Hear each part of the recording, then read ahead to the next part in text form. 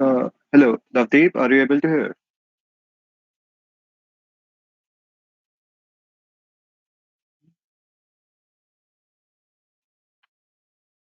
I can hear you now. Okay, so are we good to go?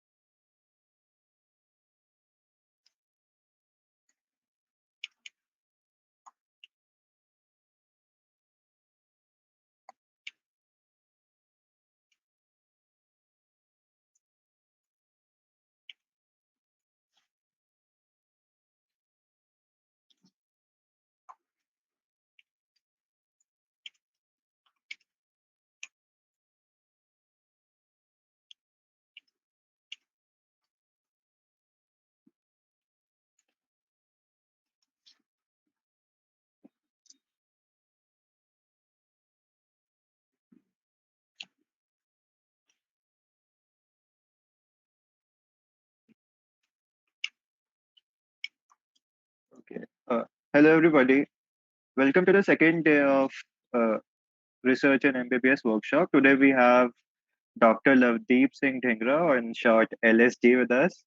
Uh, he's an AIIMS graduate and uh, he has done a lot of work uh, during his UG time, and he has a publication in Nature Scientific Reports as well, which is one of the apex journals in the world in the field of medical science. And he was also the academic secretary, I think, of AMSA.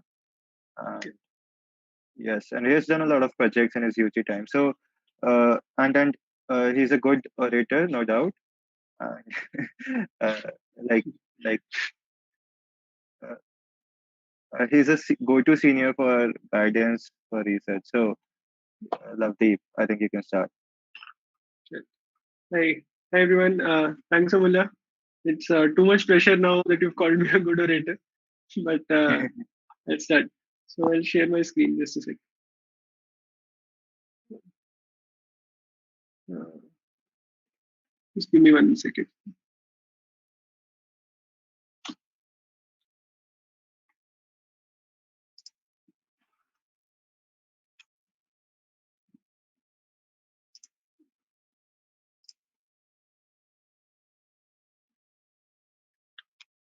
Okay. I think to share my screen, I'll have to restart the meeting, so I'll be back in 1 second. Okay.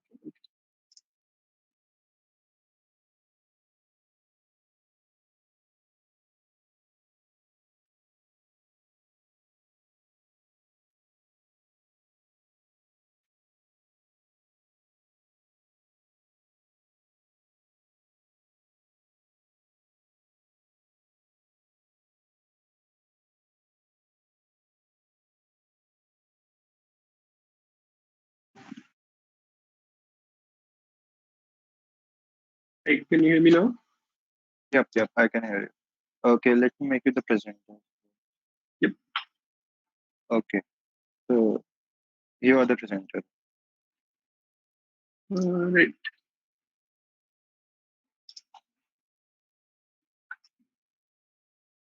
So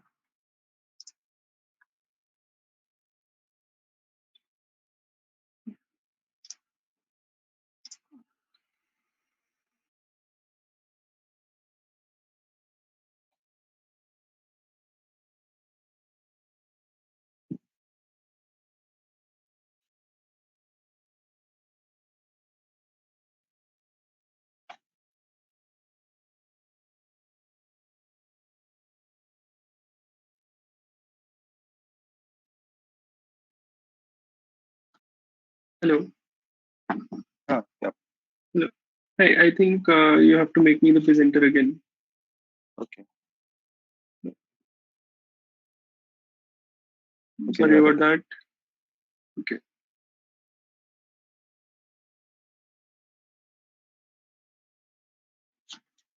Okay. okay. Hey, can you see my screen? Yep, it's visible. Okay. Wonderful.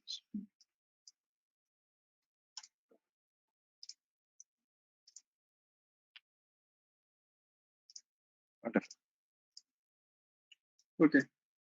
So, hi everyone. Uh, as Amulya said, my name is Navdeep, and I've been asked to talk about your first project as an MBBS student. So, this is a rough sketch of how I plan to organize my talk. So, I'll be introducing myself first, and then my first project, so as to give you a first-hand experience of what a project looked like for me.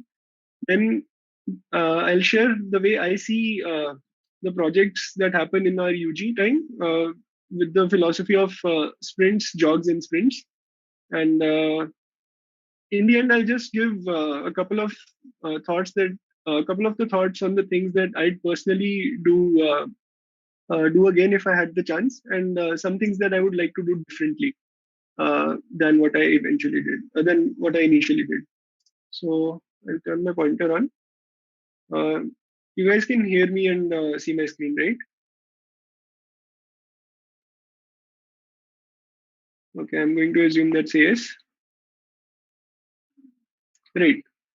So I ended up doing a project in my UG time, starting from my sixth semester, titled "Predicting Hemodynamic Shock from Thermal Images Using Machine Learning." Uh, we eventually published it in Nature Scientific Reports, and I'd like to share the whole experience right from the conception to the publication time. So just as an introduction, as most of you know what shock is essentially a clinical state of mismatch between the amount of oxygen that the cells need and the amount of oxygen that the cells are getting. In every ICU, in most ICUs, around 30% of the patients are directly or indirectly affected by shock. And in developing countries, the mortality rate due to shock reaches up to 34%. So the detection of shock is important, but at the same time, it's very difficult. An early detection of shock is relatively difficult. So the approach that we had, the ideal approach, according to us, if we had to make a shock detection pipeline, uh, so according to us, it should be non-contact, non-invasive, automated, and affordable, so that we are not risking hospital-acquired infections also, and it can be scaled up as and when we want also. So this is kind of where we started with. We had enrolled the patients from all the patients who were admitted in the pediatric ICU of AIIMS New Delhi from Feb to April 2017. In total, we recorded more than 500 and around 539 thermal images. 253 of those were from patients who had continuous intravenous blood pressure. So since they were in ICU, we could have an invasive blood pressure monitoring on them. This also gave us the benefit of having precise blood pressure measurements for all the comparisons that we eventually ended up doing. So, as you guys must have guessed, our study design was prospective longitudinal because we were following up with the same patient over multiple cross sections of time. So this Navdeep, is really cool. Yeah. what would you please explain the meaning of prospective longitudinal study Okay. design? So right. So prospective is so prospective essentially means looking forward in time. It's the opposite of retrospective, which means looking back at the patients who've already visited you. Prospective basically means that we'll be looking at patients who come to us from time zero. So t is equal to zero के आगे जो भी होता है, we call that prospective. Longitudinal essentially means that it will be so it will not be a snapshot in time. We'll be taking we'll be moving through time and taking our measurements across time.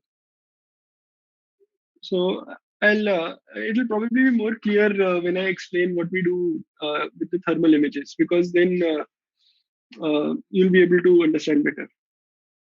Should I move ahead? Yeah, sure. Okay. Okay. So our methodology was pretty reliant on this very cool, like 1.5 inch gadget called a thermal camera. In this case, we used Seek Thermal's thermal camera. As you can see, we could just connect them with any Android smartphones that we had. Uh, so we ended up establishing a standard operating protocol, which involved me going to the ICU, clicking the photograph of the patient in a way that the privacy is also respected, but we still have enough of an exposed body surface area to actually get our measurements on. And so so basically what we ended up doing was for tall patients we used to have a selfie stick on top of which we used to attach the on top of which we used to attach the Android phone, and then the selfie stick used to go all up, and we used to click the photograph of the patients. For some patients who were very tall, like very long when they are basically lying down, we also had to take the video recordings because we were not sure as to what as to whether the whole patient will be covered or not. So we used to take a video, and then we used to take a screenshot of the videos to get the perfect image that we required. And a very interesting thing, if any of you guys has visited the if any of you guys have visited the pediatric ICU, is that many patients in the pediatric ICU, many babies, are having radiant warmers on top of their beds. So since we were capturing the thermal images, we also had to make sure that in our operating protocol, we had a step to like move the radiant warmer away from the bed while for at least 30 seconds before we took the photograph, because otherwise it will all be like the same very high temperature. So I hope this much is clear because next I'll be asking the audience some questions also. So if anything is not clear, you may ask right now.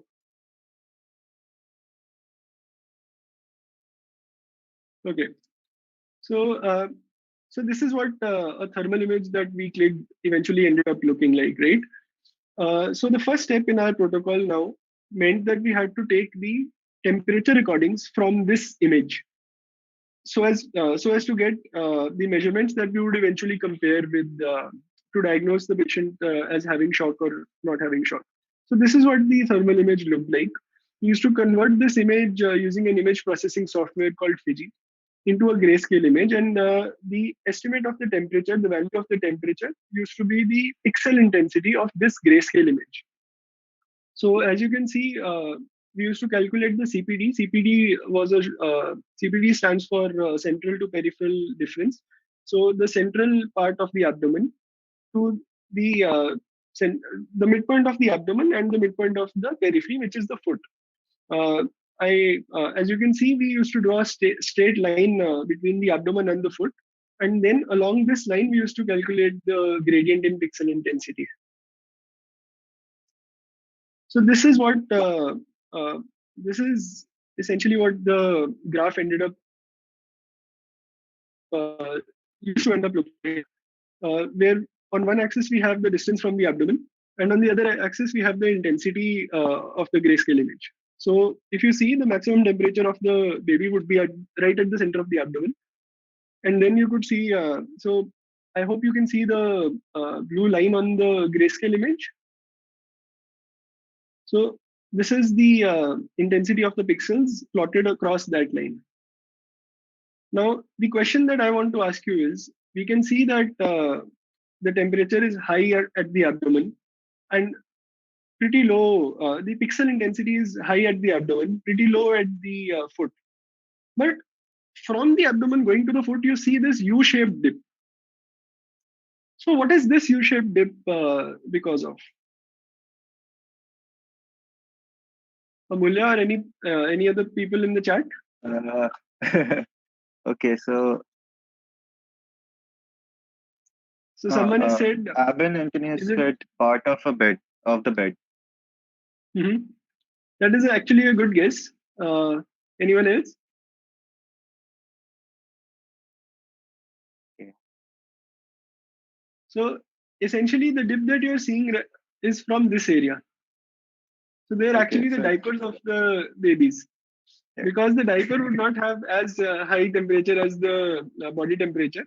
You would see the dip in the thermal image when the line is crossing the diapers.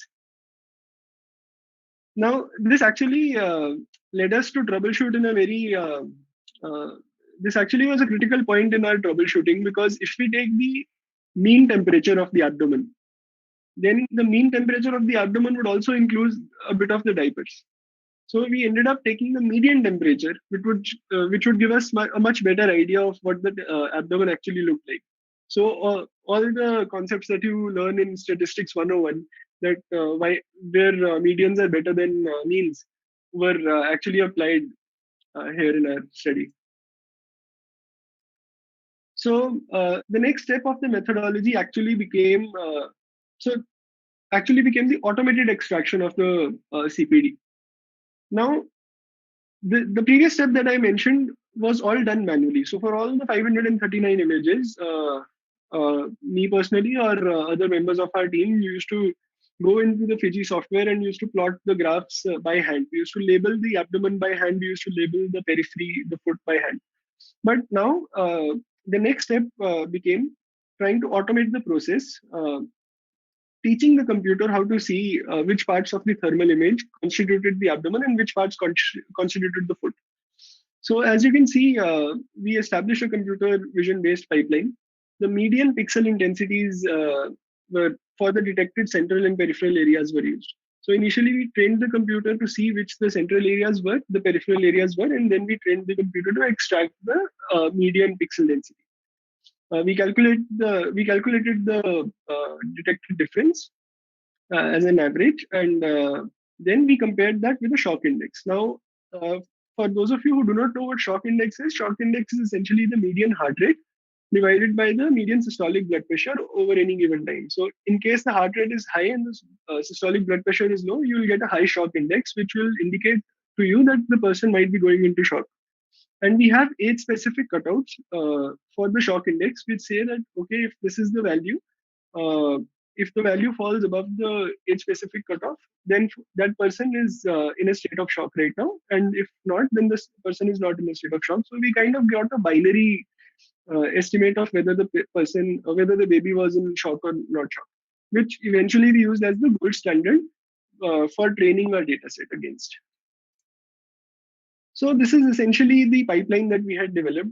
We used to take the thermal image daily, class खत्म करके शाम को pediatric ICU में जाके thermal image लेना, then manually extract the images, ICU से वापस आके अपने रूम पे फोन से इमेज लैपटॉप में डाल के एक एक करके फिजी में उनको लेबल करना, एंड उसके बाद जब बहुत सारा डेटा आ गया, then automating the process and having the gradient come up automatically via the algorithms.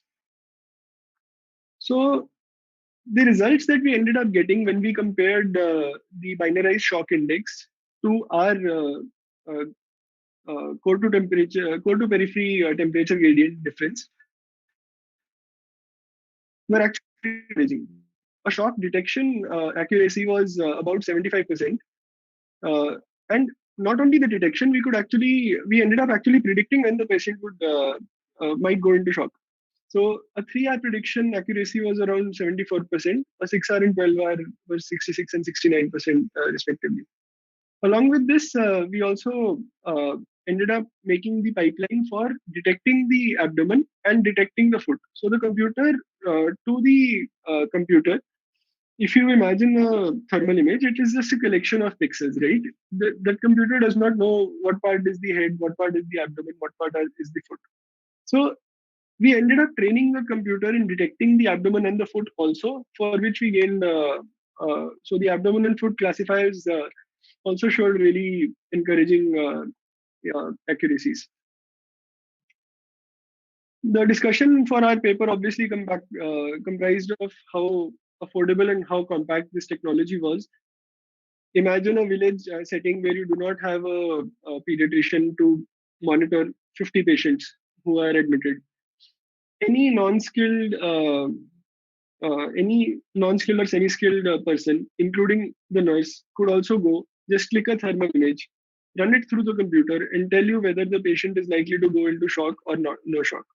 Now, you might say that we can also do that via the clinical measurements of shock, but at the same time, if we have a thermal camera, we can easily do that for multiple patients multiple times in an hour. So whereas the nurse might actually go and check the temperature and go and check the capillary refill time once an hour for every patient. In this particular scenario, you will see that the nurse is also able to get that done multiple times in an hour just because they have a thermal camera with them. So, of course, then the discussion comprised of other trends in AI and machine learning in medicine. So this was basically my an overview of my experience of my project. Now, uh, I know it might be overwhelming for some of you, but trust me, this is just an introduction. I'll go now. I'll be going through how you can kind of replicate the same process from the conception of a project to the end of a project, just so as to get an idea of what you need to do to take the project from the start and then see it through to the end. So the way I see it is, it's kind of comprised of a sprint followed by a jog and then followed by another sprint. So what I mean by a sprint is that for some amount of time, this will be the primary project that you're doing in your life. Uh, जब आपके exams पास में नहीं है, when you do not have any other extracurricular commitments, you can decide to take up a project, uh, come up with a theme, do the relevant literature, find a faculty mentor, and then we'll go to the next steps also. But this is what I essentially mean by a sprint. So, coming to how you can decide the theme and how you can do the review of literature, uh, how you should decide a theme was, I believe, covered by Varad and Dr. Vashishta in the yesterday's class. So you can go refer to that video.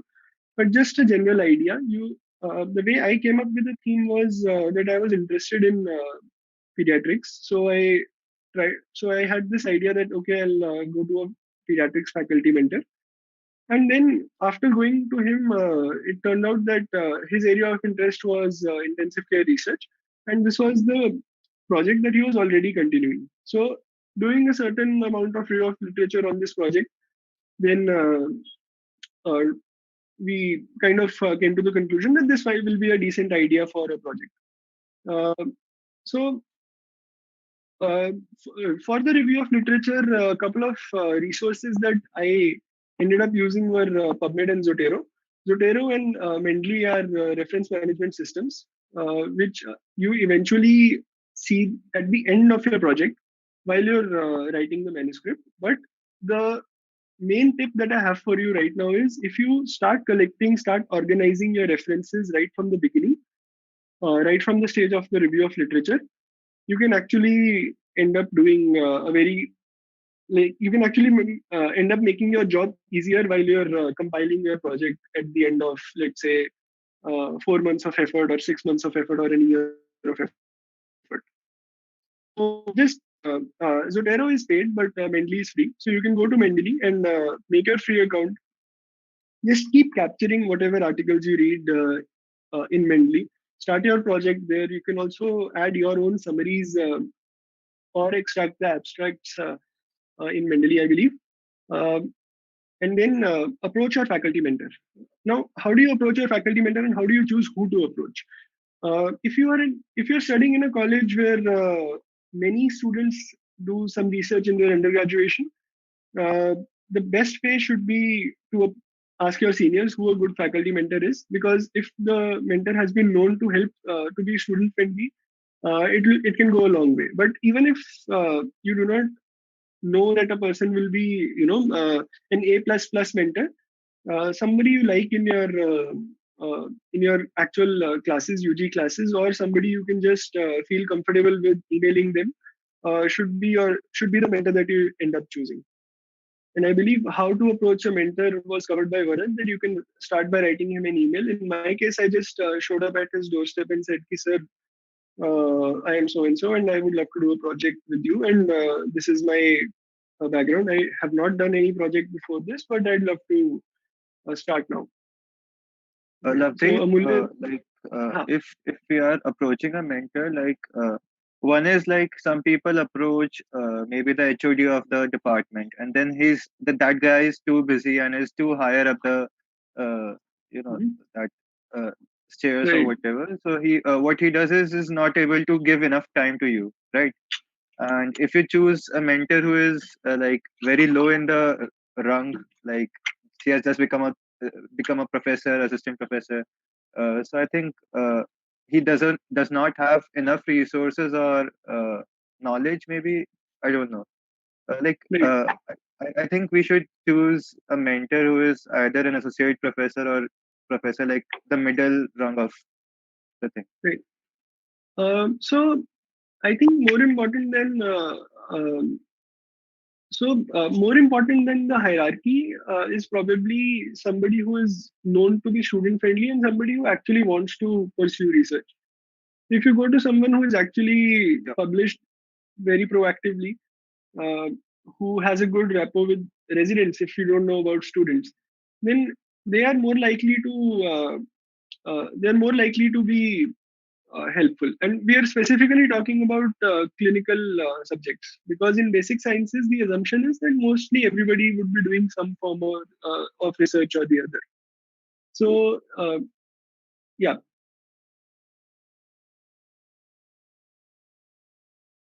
Okay. Okay. is that good? I get it. I get it. Yeah. So, so coming to the second part of the initial sprint, that would be after you've approached your faculty mentor, you need to formalize your hypothesis to uh, figure out what your hypothesis is, what the question is that your research will be asking, and then designing the protocol and getting an ethical approval before you start your project.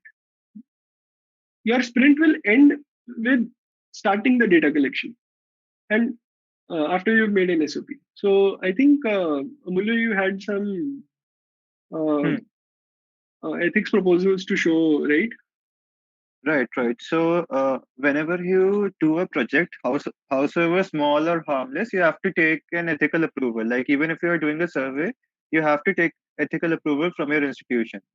So, usually, all colleges have this institutional ethics committee from which you take your ethics proposal. And it usually takes, like, at my place at AIIMS, it takes 1 month. I'm not sure about other colleges. So, so let me show you my proposal and what are the parts of a usual proposal. How does it looks like? So I'm sharing the screen.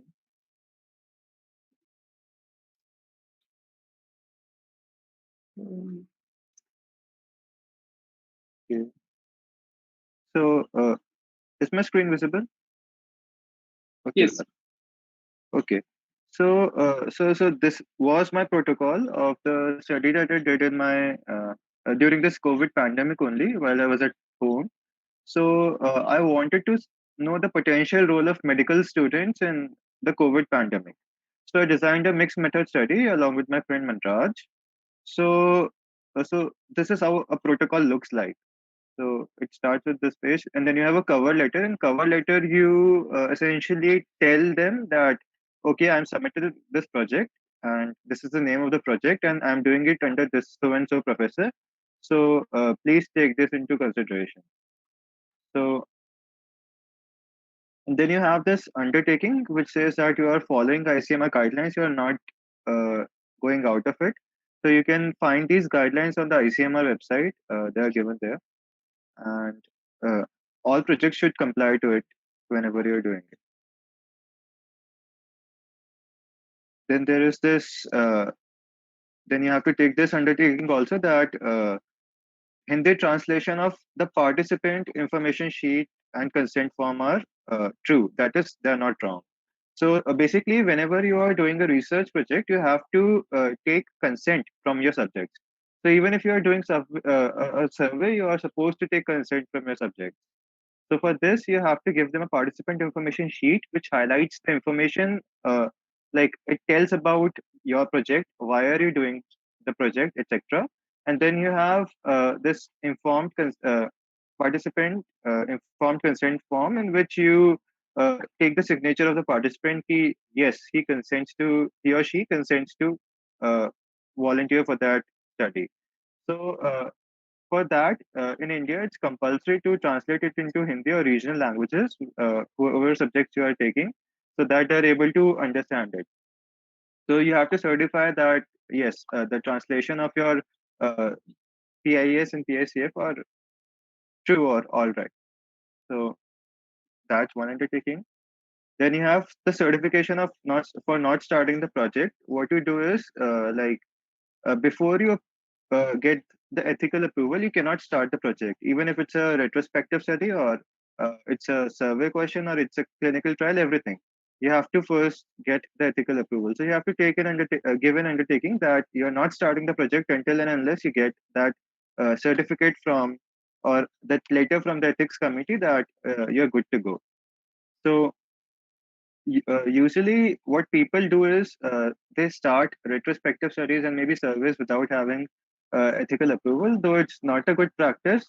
A lot of people do it just to save time because ethics approval sometimes take 1 month, or maybe there are delays in meetings, so it might take even 2 3 months.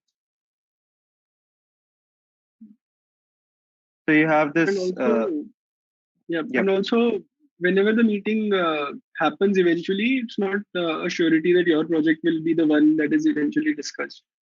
So Yep. one Yep. kind of workaround that we found during our project and like a couple of other projects also was that you can, and I believe this is one of the questions that someone else also had in the chat, that the ad hoc procedure for the ethical review is not present in the college. So that is not present in any college essentially. Every time that the meeting of the ethical committee is held, then only your project will be taken into consideration. But at the same time, what you can do is you can approach the clerks just to make sure that you know very precisely when the meeting is going to start, and you can even request them ki, we have worked pretty hard on this project, and if you could make sure ki project discuss ho jaye, that would be a good thing.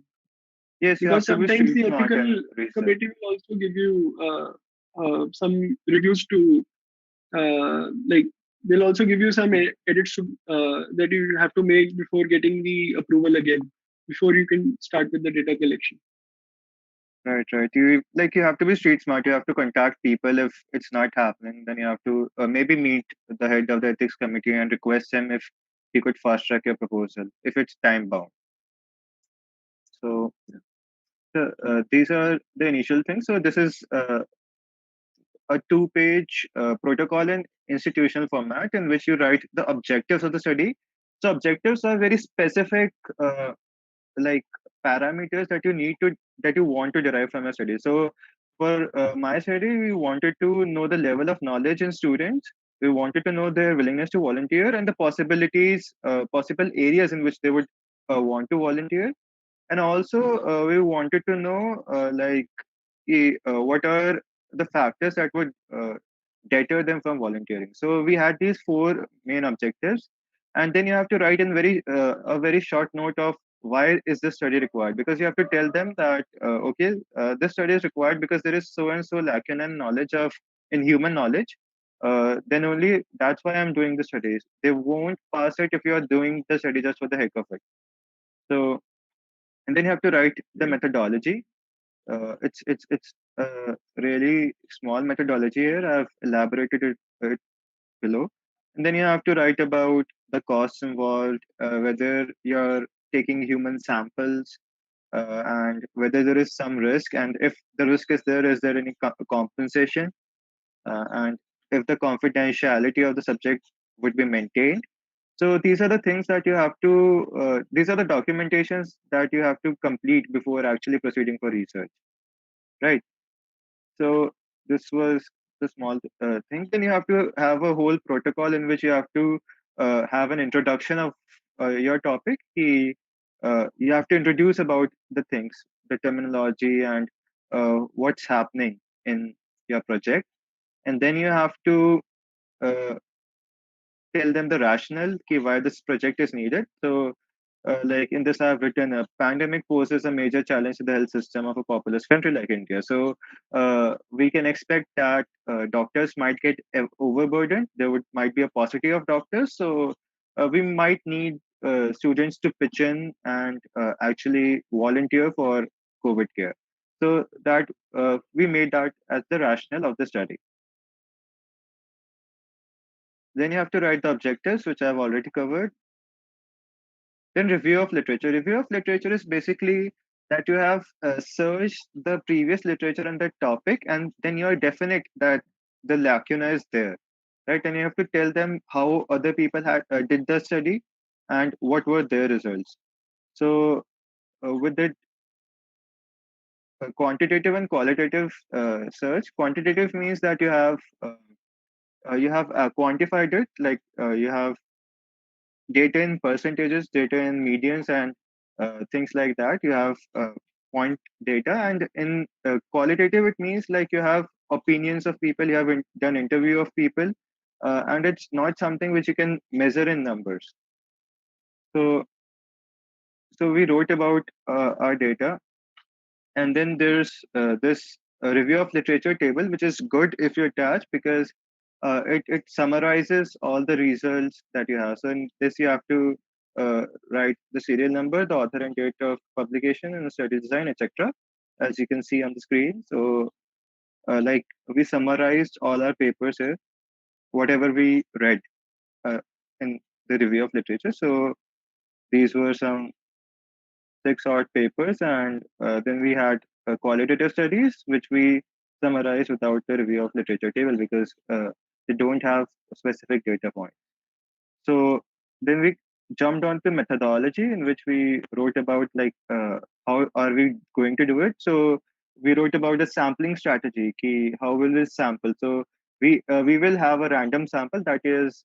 So these are things that you need to know that there are not directed samples. You are just sending it to people randomly. You're selecting your subjects randomly, and who the study participants were going to be, and what was the inclusion criteria. Inclusion criteria is like if you're doing a study, so what would be the criteria for a particular person to at least fit into to be fit enough to be your study participant. Whether he consents or not is a separate thing that comes in exclusion criteria. If the person does not consent, then you cannot uh, force him to do the study. So that is included in exclusion criteria, in which you write, if so and so thing is present in that particular person, you won't take him as your participant. Then you have to write the study tools. Like in this, we had semi-structured interviews, focused group discussion, and in-depth interviews. So uh, we wrote about the study tool, and then you have to write like it was a mixed meta study, so we also wrote about quantitative study. So similarly, it's similar to that of qualitative study only. You just have to write the study instrument. So we said that we had this Google form in which uh, that will administer to people. So we wrote about the things that will ask in that Google form. So these are mentioned here.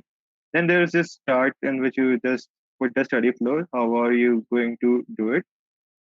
So my study flow was that we'll have study participants, inclusion and exclusion criteria. On that basis, we'll administer PSS and PSCF online.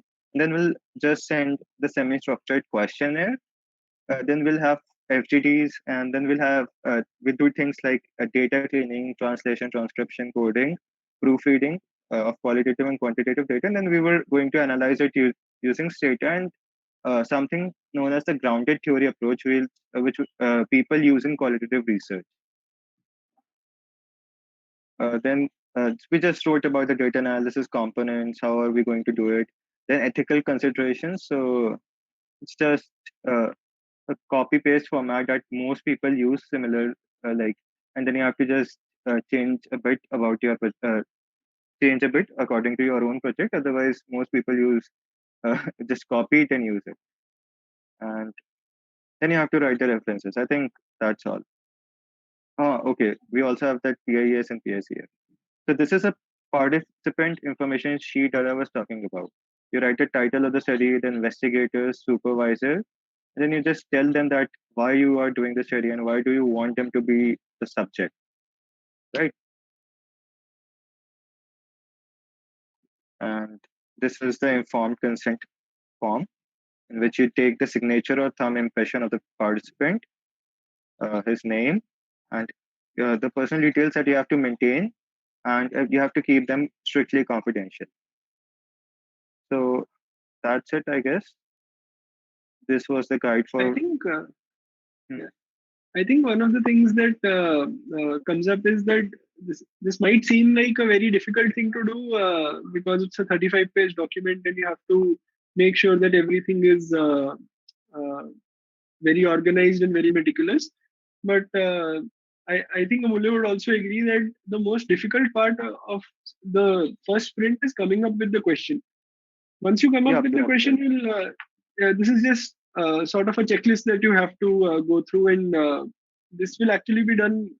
This will actually take hardly half a good day or 2 bad days to complete. But coming up with the question, knowing that your question actually has some promise, actually fills up some gap in the literature, or uh, is a re, is a fresh take on an experiment that has been previously done. I think that part, the why part, is more important than more difficult than actually Mm. just going through the checklist of Yep. this. Usually, what we do is that we take ethics proposal from somebody else who did some other project or similar project, and we just modify things in between. We just we change the review of literature and all, but the basic structure of the thing remains the same. Cover letter and all are usually the same. You just change the name of the project, right? Yeah, Right. and So there was a question on YouTube that what if the ethics committee does not approve the study? Can we still get it published?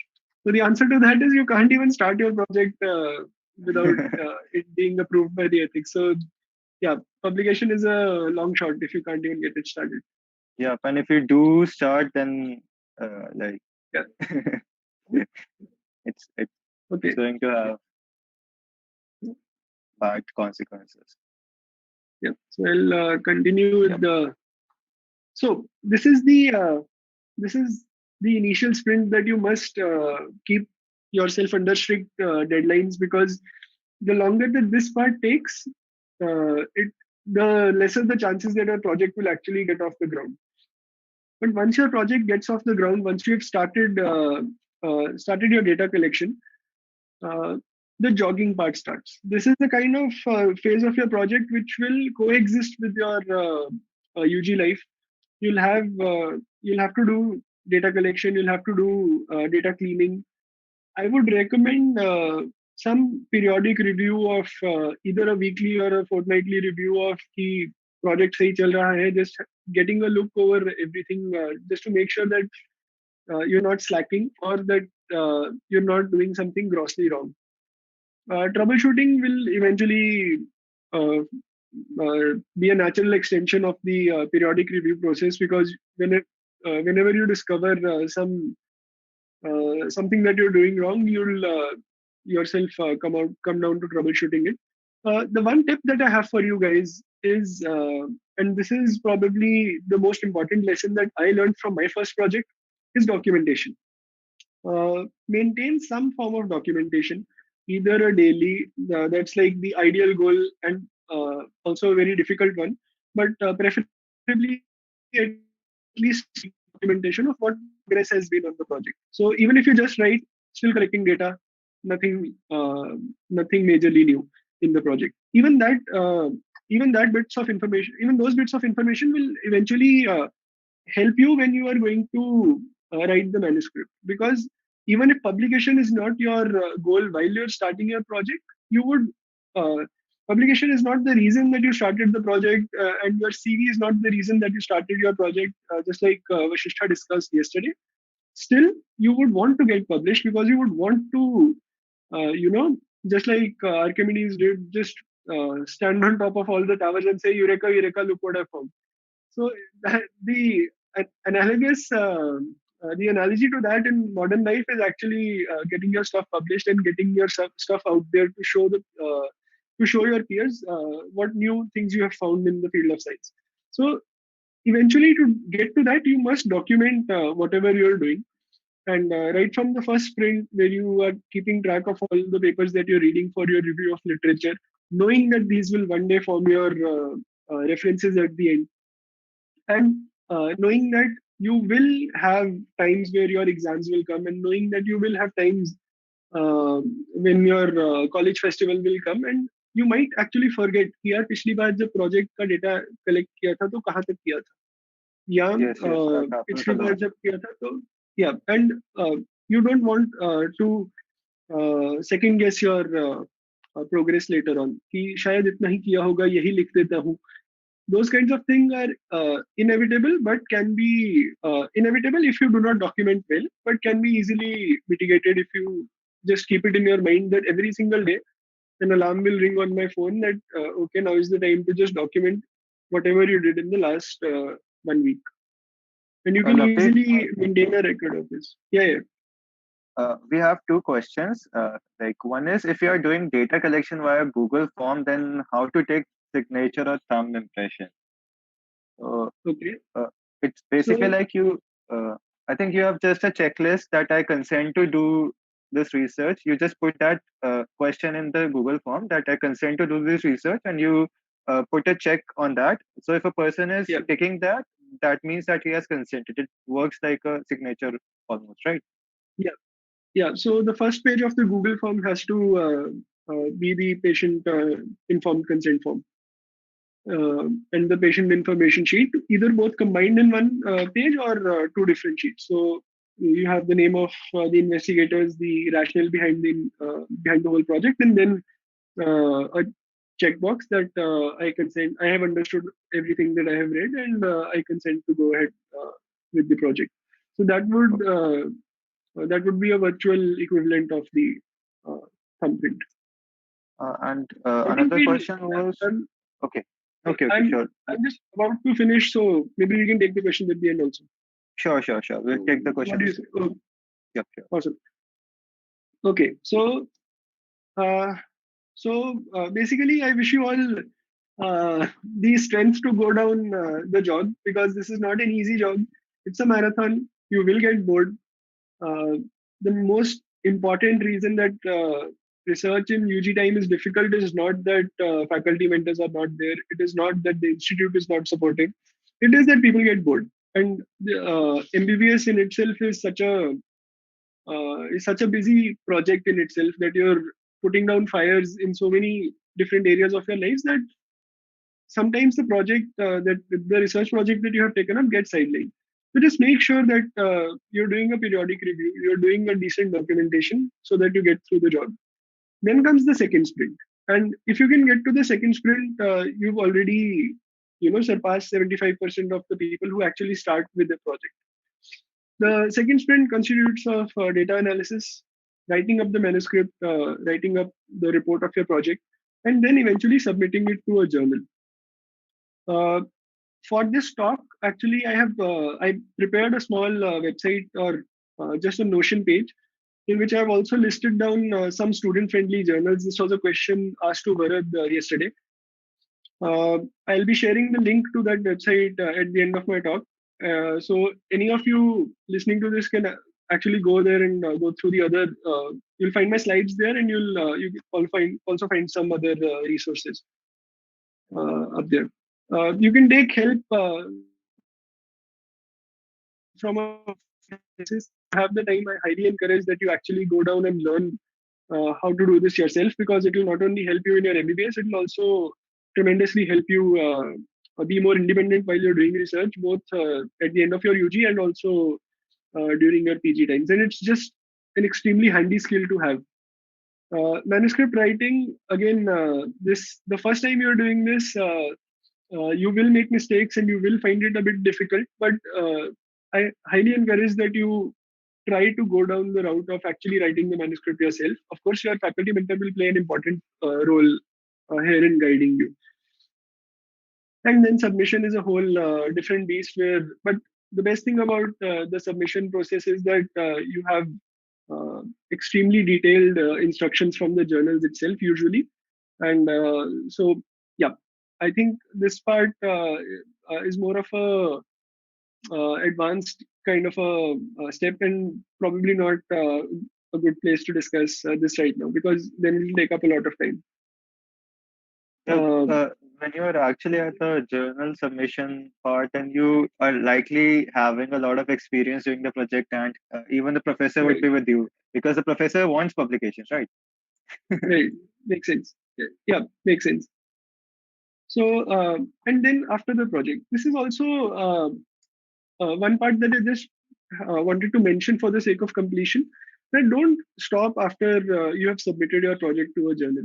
In fact, even if you have not submitted but you have completed your manuscript, you can go for poster presentations and conference presentations.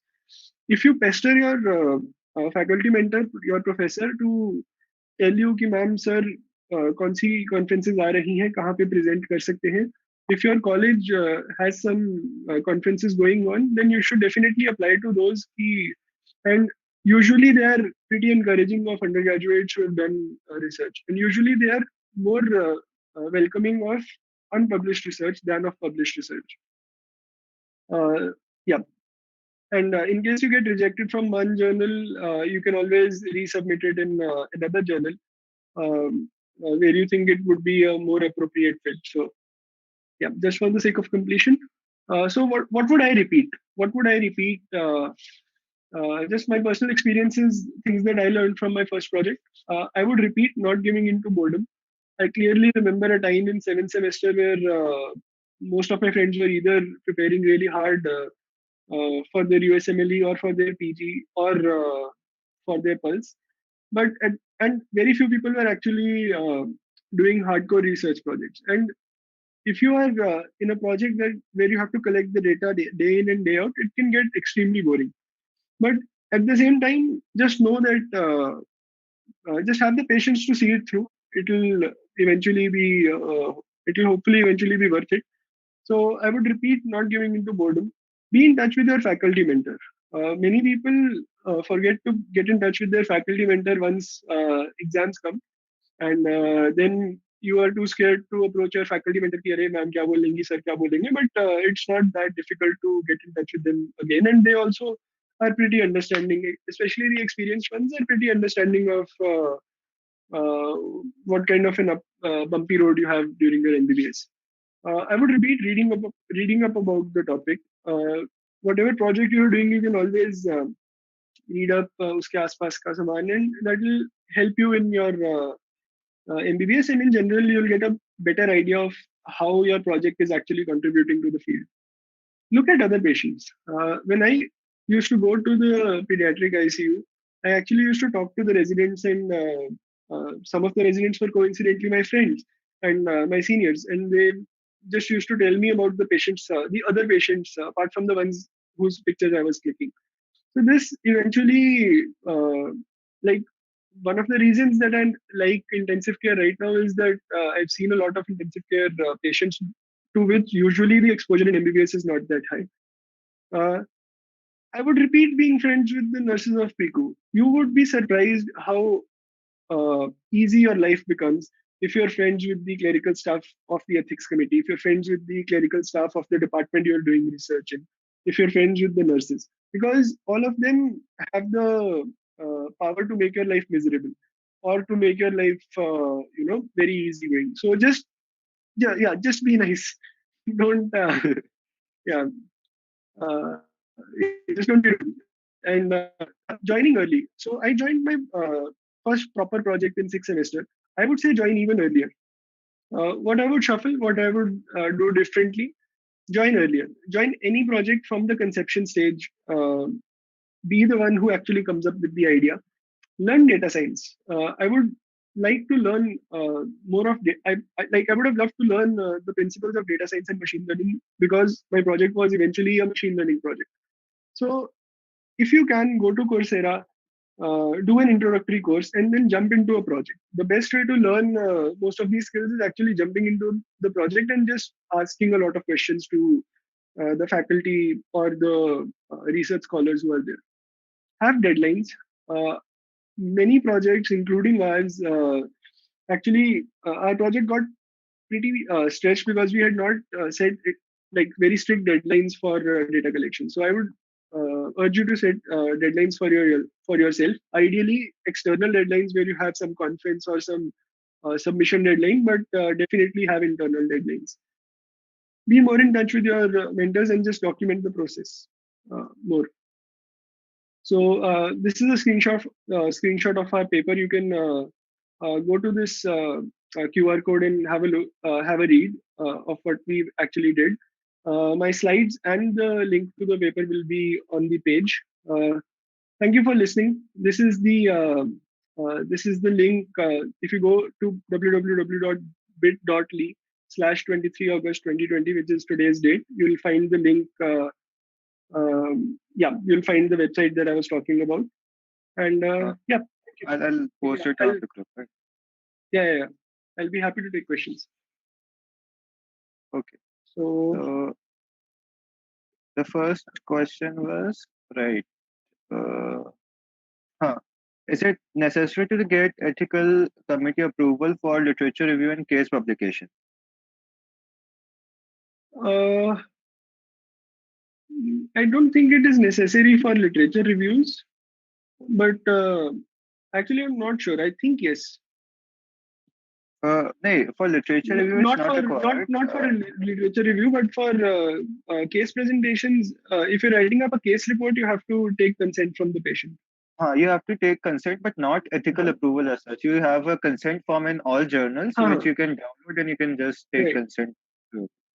Right. And okay, Not for a literature review. Literature review and meta-analysis you can just start with. right. So the next question is, earlier we discussed that one can collaborate with other institutions and colleges than like. So if the ethics committee refuses, can we go to different institutions? Like I don't. So I think if the ethics committee refuses, they'll probably give you a reason why they have refused. So maybe you can try like understanding why they actually refused your project and correcting that. But I mean, if you're looking for a workaround, that might work, but at the same time, it will be a more sure shot way to go if you actually try to understand why the ethics committee refused your project. But yeah, if you have a multidisciplinary team or an inter-college team, then I think that should be fine. Right. So okay,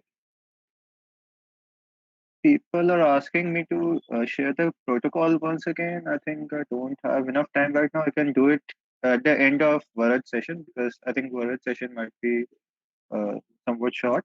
So one question is where to learn machine learning from? So yeah, as I said, Coursera has some pretty good courses. I so I would recommend not jumping into machine learning directly. You should know some basics of computer science, some basics of either Python or R programming, and then probably jumping into a machine learning project. Because once you jump into a project, you'll actually be able to interact with people who are more experienced than yourself. I understand that it might be difficult finding such people, but yeah, I'm pretty sure be able to you will be able to find. There are people in Triple IT, there are people in IGIB. I'm pretty sure IISc and NGIB also will be happy to. You can reach out to these institutions, or you can, yeah. The best way to learn machine learning to answer your question would be to have some basic idea of how things work, maybe through a YouTube introduction or through an introductory Coursera course, and then jumping into a project. Right. So okay. Okay, so the next question is, uh, can we ask PGs to help us with research instead of professors? You can ask PGs to help out. PGs are usually busier than professors, uh, but at the same time, the ethics committee usually requires the PI to be a professor.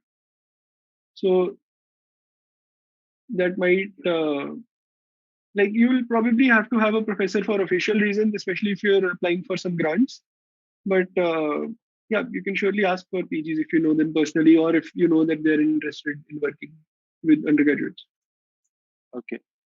So Palak has a question. What kind of research would you recommend for undergrads students from private medical colleges which have somewhat lesser patients? Uh,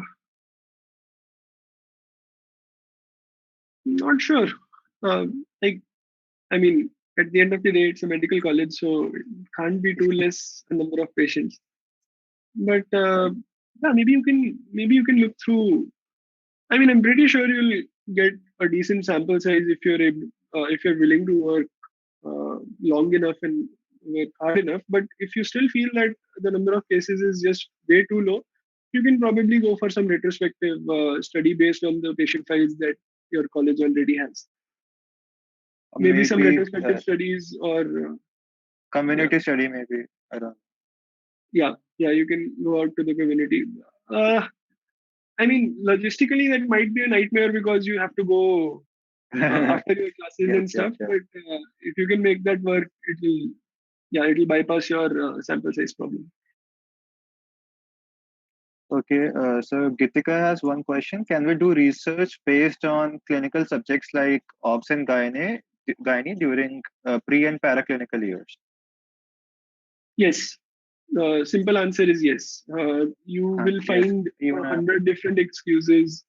Yeah, I mean, I started a study in the Department of Pediatrics while I was in fifth sem. So while I was in sixth sem, when I was just entering sixth sem. So I had just come off a paraclinical year. And if you just wait for yourself to actually join during the clinical years, you'll be starting in seventh semester or eighth semester. And even then you'll feel like कि अरे यार कुछ मेरे को नहीं आता है about these subjects, which will be a constant feeling throughout. So you don't have to know everything about the whole subject. You just need to know some parts which you know how to read English, and you can easily just go to Medscape or Up to Date or your textbooks and just read up about that particular bit of your project. And the job of your faculty mentor is actually to teach you and not to grill you over minute details. So I think it should be fine. If you're right. just entering medical college, even then it should be fine. But yeah, maybe if you understand pathology, I would say after reading the pathology of that particular topic, you can definitely go ahead. Right. So one question is, can we apply for reconsideration to ethics committee? Yes. I think yes. And just coming back to the previous question, once you can even ask your seniors to be your team members in a project. So if you think you're too young to be doing a project, I have seen people in my college doing inter-semester teams. So that also has a very unique advantage. Ki if one person is giving the exams, the other person is free, and if one person is Right, uh, right, you know involved in some extracurriculars, the other person might be free. So right, that also works around your problem of being too young for a subject. right, right. Yeah. One question is, how do you calculate the sample size? Like, what do you think of? How can you just come up with the number of samples for the sample? So okay, so understanding the sample size, it will depend upon the prevalence of what you are studying, the, the prevalence of the disease that you're studying, as it has been established by the previous papers in that disease. So you can get the idea of the prevalence of the disease. It depends on two things. I think the confidence interval that you are aiming for and the prevalence. So based on that, you can calculate the sample size. Yes, there is a There's a question that statistical says, formula which is available, I think, on most of the websites. Like, you even have a website for calculating sample size. You just have to write details of your study, and they'll calculate the sample size for you for free. um, yep. So there's And this recommendations for research for an international Indian medical student. I didn't understand what an international Indian medical student means. it means an Indian student who is studying in maybe Russia, Ukraine, or stuff like that. Okay. Um, not sure. Yeah. Not sure, but I think it will be closer to your the institute you're studying in than to the Indian institutes, any generic Indian institute. I think you should ask your seniors in the institute. Right, but you can always collaborate if you have friends in other colleges, in Yeah, Indian colleges. You can always collaborate with them if they're willing to, right? yeah, that's a good idea. Okay. And the last question, I think, do we get a certificate after publication? Like, what do we write in CV after publication? Uh, so you so you cite your paper in your CV essentially. You what I have done in my CV is I've given a hyperlink to my paper. So anyone who's reading my CV can actually just click on the text and reach my paper. You can give the DOI of your paper, which is the like identification number of your paper. I've Right. actually included a couple of slides on how to write a good CV uh, in this in this website on this Notion page. Yeah. All right. So I think we are done with the questions. So uh, I Awesome. think we can sum up. Yeah. Sure. Go ahead. Okay. So thank you, Navdeep, for this wonderful session. And like it was really interesting, and you went over all the aspects of doing research. So I think so now you constructed a research paper. Now Varat would deconstruct it in our next session. Nice. Our next session is deconstructing a research paper. So uh, Varat, okay, maybe I we have one more question. Okay, so these are generic questions. How to choose a journal to apply? That Lavdeep has covered in the link, right? So maybe Varat, you Yeah. can start your presentation. Thank you, Sure. Lavdeep. Thanks, man. Thank you, Amanda. Okay, so I'll make Varat the presentation. I have. Yeah.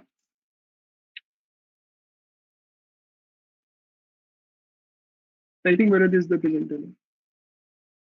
Yep.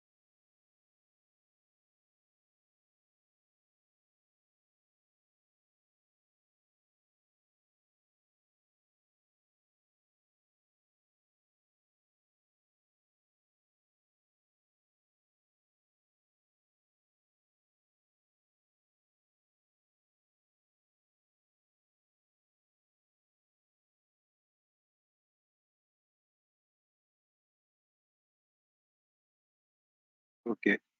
So hi, Varat. Dr. Varat Baker is an intern at AIIMS New Delhi, and I think we have already introduced everybody with you, so you can start right away. Yeah, hello. I started speaking on my own. I did not realize Oh that shit. I had already I was already presenting. So let me, say a few things again. So there was a person who was asking how to calculate sample size. This is the formula. This is called Cochrane's sample size formula apparently. Or else you can go on to statistics how to and have fun. Basically, don't be afraid to Google. That is my usual advice to everyone. Whatever questions you have, you have to type it in the Google search bar. So hello, my name is Bharat Puntambekar, and I will be giving a talk on how to deconstruct a research paper. And for this session, I have chosen a very hot topic, which is an observational study of hydroxychloroquine in hospitalized patients with COVID-19. There are 2 to 3 reasons why I've done this. Is because this is uh, the theme of hydroxychloroquine and COVID-19 has been around in popular culture, in popular science for these past few months. And the journal which I have selected is the New England Journal of Medicine. So this is basically one of the gold standards paper on the effect of hydroxychloroquine on patients with COVID-19. This is usually uh, this would be my opinion of this paper. However, uh, every research paper should be studied independently and not taken for granted just uh, because of the reputation of the journal. So I hope most of you are familiar with what is hydroxychloroquine, what is COVID-19, and what is an observational study. Observational study basically means that you are just observing, you are not making any interventions. You are not doing anything differently than you are already doing. You're just watching. Okay. So how we will, so this is a little boring seminar, but uh, I have a hypothesis that usually boring things are the most important to do. Interesting stuff. A lot of people want to do interesting stuff, but it is the boring stuff that makes, It is nice. that is responsible for good work. So how I've thought we'll structure this is we'll first read the article, some parts of the article, then move on to strobe guidelines. So strobe guidelines are strengthening the reporting of observational studies in epidemiology. So basically, all the leading epidemiologists in the world gathered together, and they said that doctors don't know how to write observational studies, so we'll tell them how to properly write an observational study, and we'll give them guidelines. We'll spoon feed them that these are the things that you need to contain in your study to be for that study to be a very good study. And as we'll see, because this journal is very reputed and all these professionals are extremely talented and great, they have followed these guidelines very meticulously. And if you can do that same in your career, maybe not immediately, but you should know what is the maximum you can do so that you know where you stand. If you know the maximum, then you know how much farther away from that you are. That is my hypothesis. Then I will also take a brief look at this study, effect of home-based neonatal care management of neonatal sepsis, field trial in rural India. This is a study published in the Lancet, which is also a very famous journal, conducted by Abhay Bang and Rani Bang. These are the Bang couple. This study was conducted in central India, and it is responsible for basically changing the entire WHO recommendations. It was one of the most important studies of the 20th century, along with such as Alexander Fleming's discovery of penicillin and stuff like that. Okay, so let's begin. I hope everyone is excited and hyped. Yes. Yeah. So let's start with the observation PQ and hospitalized patients COVID-19. Let's quickly read the abstract. So we have the background, robust evidence. Bharat, what is an abstract? So abstract is basically your entire study divided. Everything is given over here. Provide in the abstract an information and balanced summary of what was done and what was found. This is an abstract. Don't take anyone's word for it. Always, if you have any questions such as these, you should always look them up yourself because no person can remember these exact definitions. No professor, no student, no polymath can do that. So let's just read this again. Inform balance क्या किया था और क्या मिला. So background कि क्या है. So background is basically patients with there is no evidence of administering HCQ in COVID-19. So we want to generate evidence. That is the background. What did they do? They examined the association between HCQ and intubation at a large in New York City. New York City, as we know, was one of the biggest hotspots of the pandemic. And what did they? This was their inclusion exclusion criteria. Intubated or died within 24 hours were excluded, excluding within 24 hours. So, all those people who died or were intubated within 24 hours of admission were excluded from the study. Then primary endpoint analysis. Endpoint was intubated or died. Composite of intubation time, time to event analysis, outcomes in patient received hydroxychloroquine and who did not, using a multivariable Cox model, and inverse probability weighting according to propensity score. So these are very heavy terms, and I have made a note to myself and to you that don't get discouraged when you see such difficult terms like this, because no one is supposed to know everything in the world. So whenever you come across such a barrier, it's always great to just look for this search. What was it? Cox model.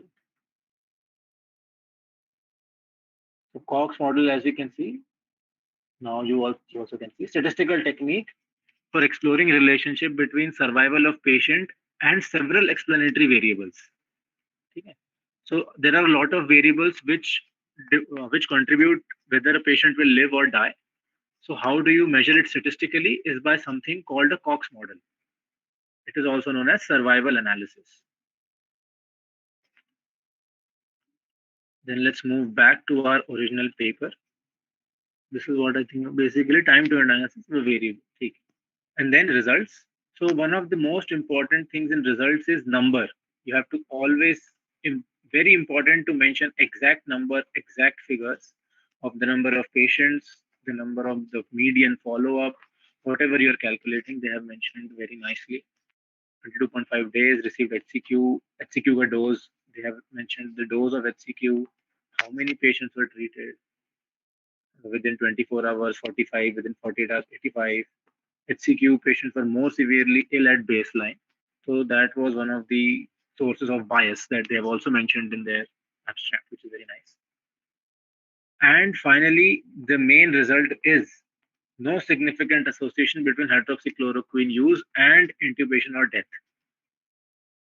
And multiple वगैरह ठीक है. So basically now they have finished their result and then they have, and this is their conclusion. Hydroxychloroquine was not associated with either a greatly lowered or increased risk of composite endpoint.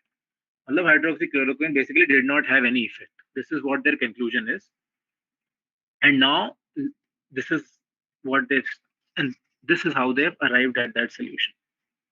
So this is what we'll be doing in the entire paper, is we will try to arrive at this conclusion using using this methodology and interpreting these results.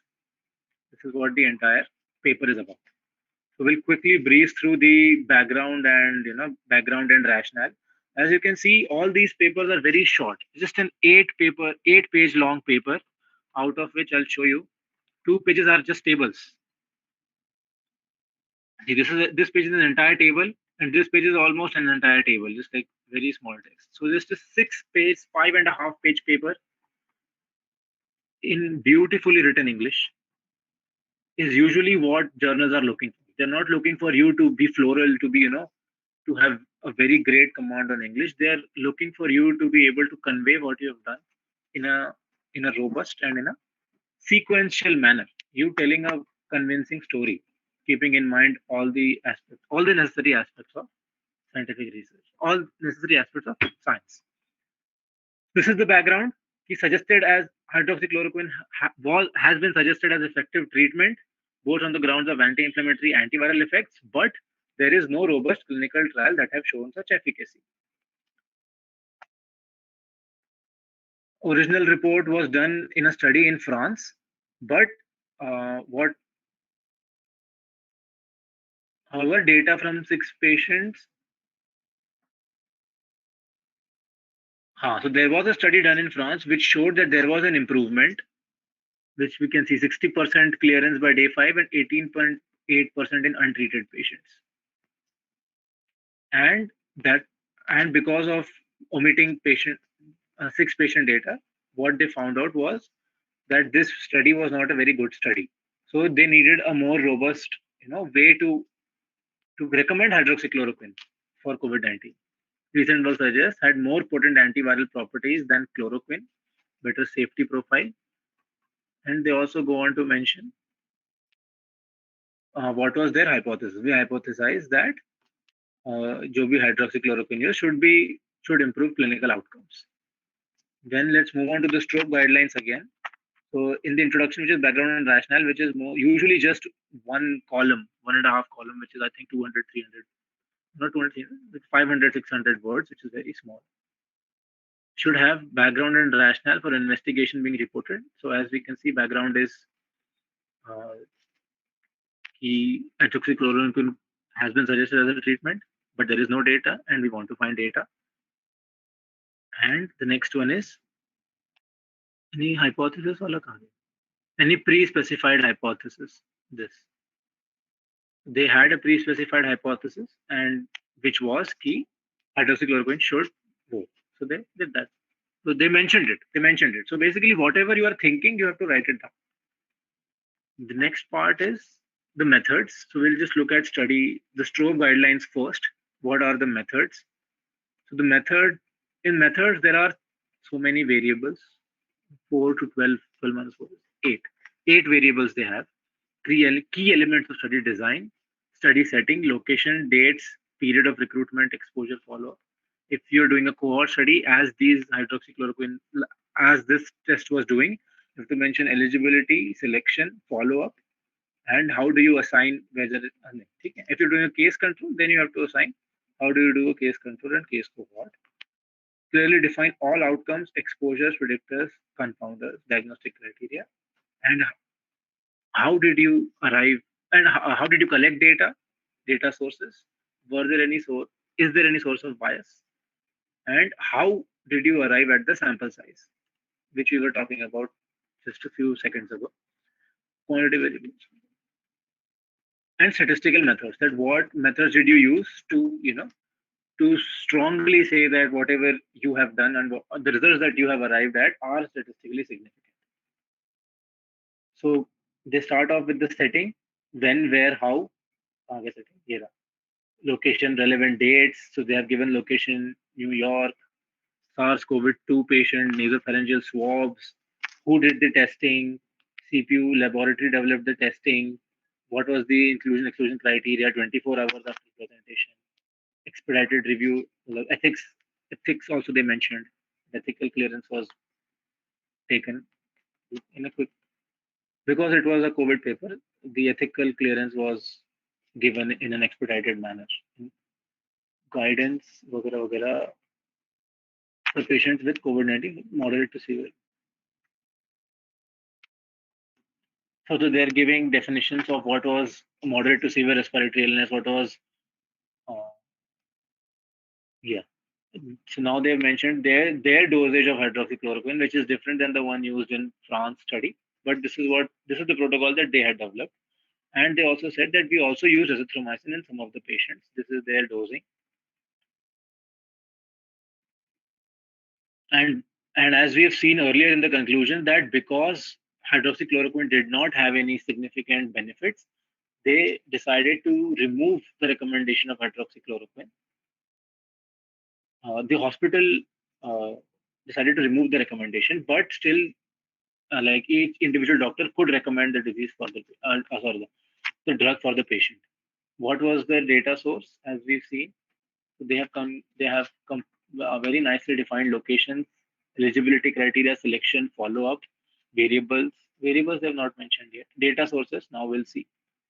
So data sources is clinical data warehouse, included patients, like all these things included data.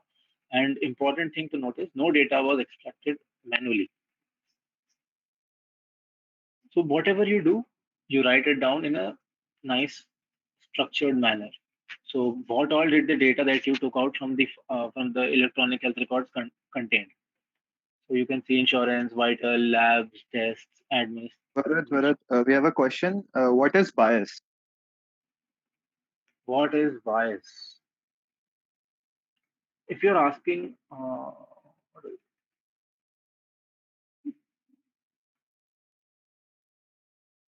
means inclination or prejudice for or against one person or group, especially in a way considered to be unfair.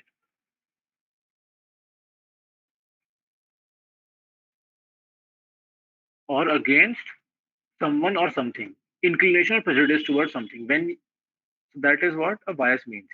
Uh, it forces you to make certain statements which are not true, but you do them because of a term called bias, because you are prejudiced towards that.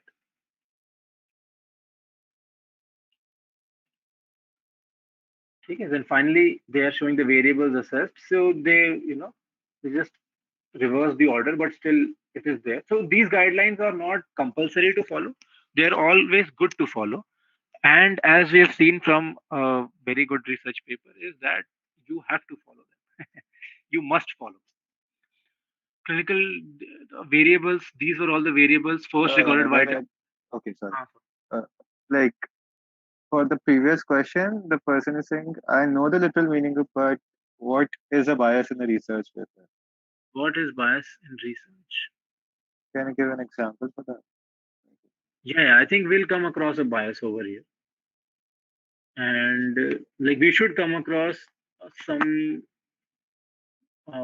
example of bias somewhere in this entire study, and I hope I'll like you keep that question in mind. Okay, sure. है ना? GG based on CDC prevention guidelines, first recorded in patient lab, passed diagnosis.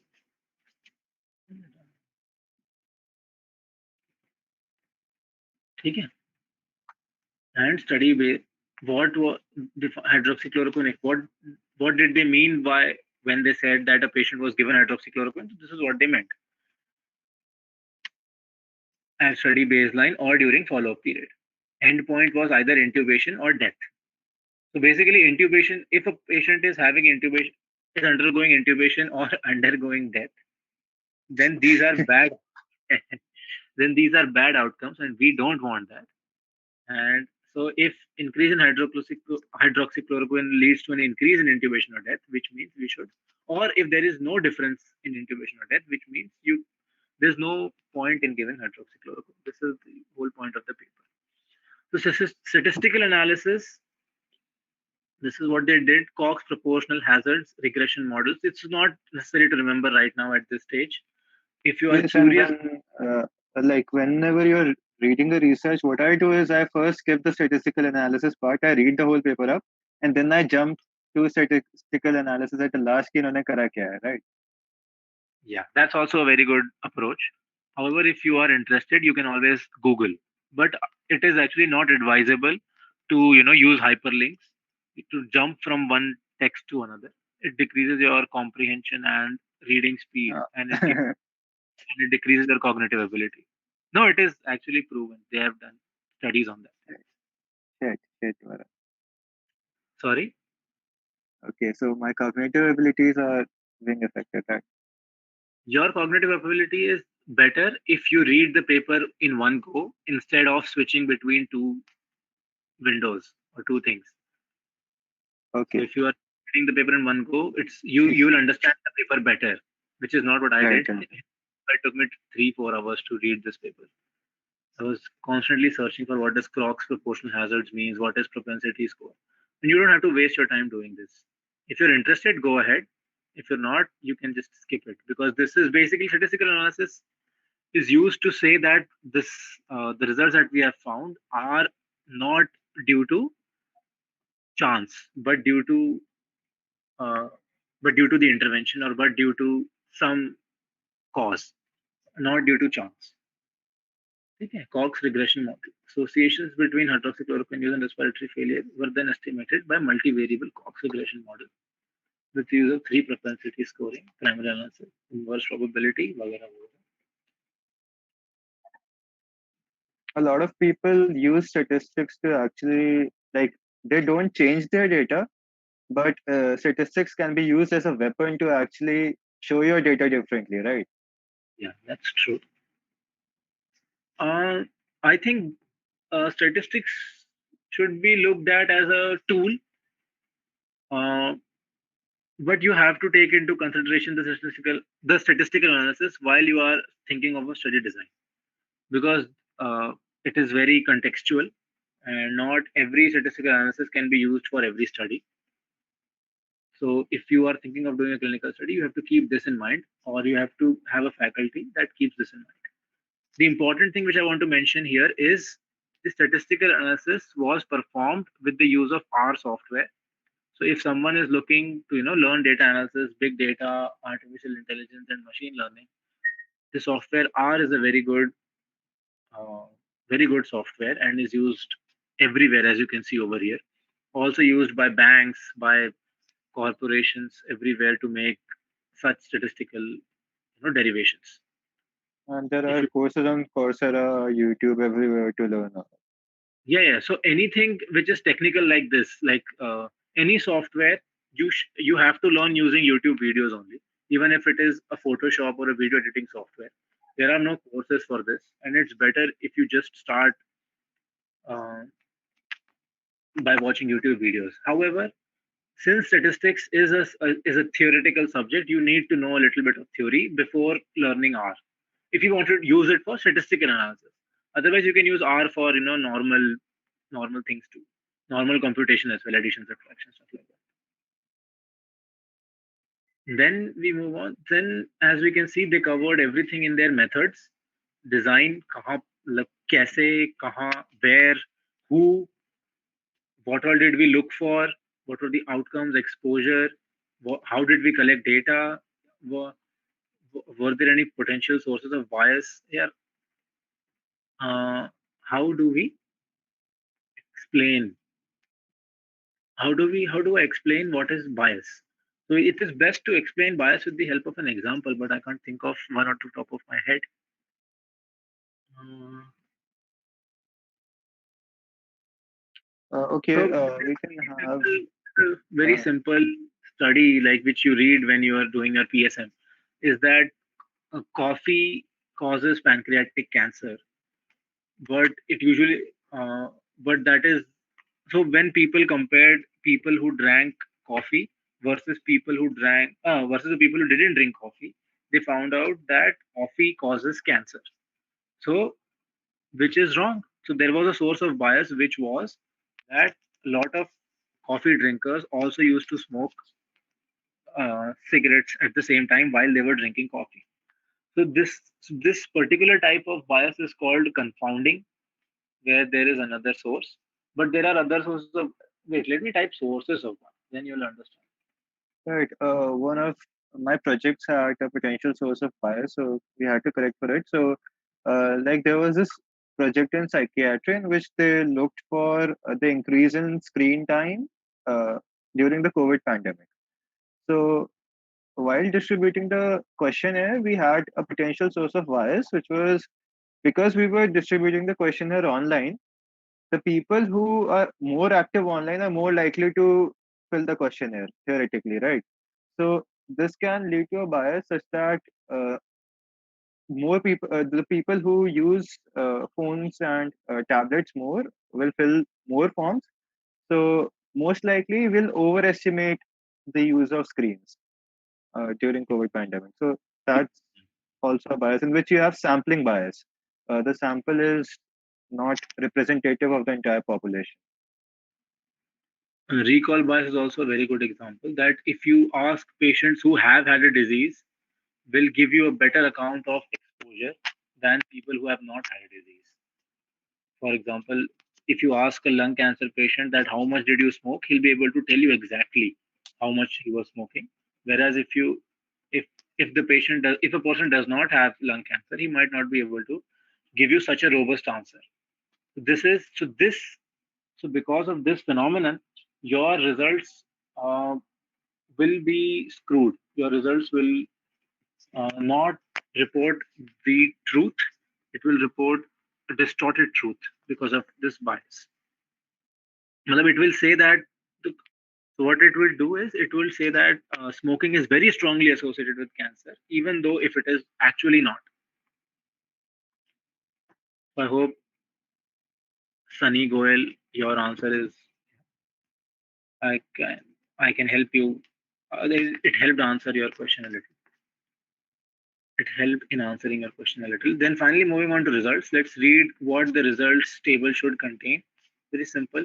You have to, the first is part, the number of individuals at each stage. This is the most important.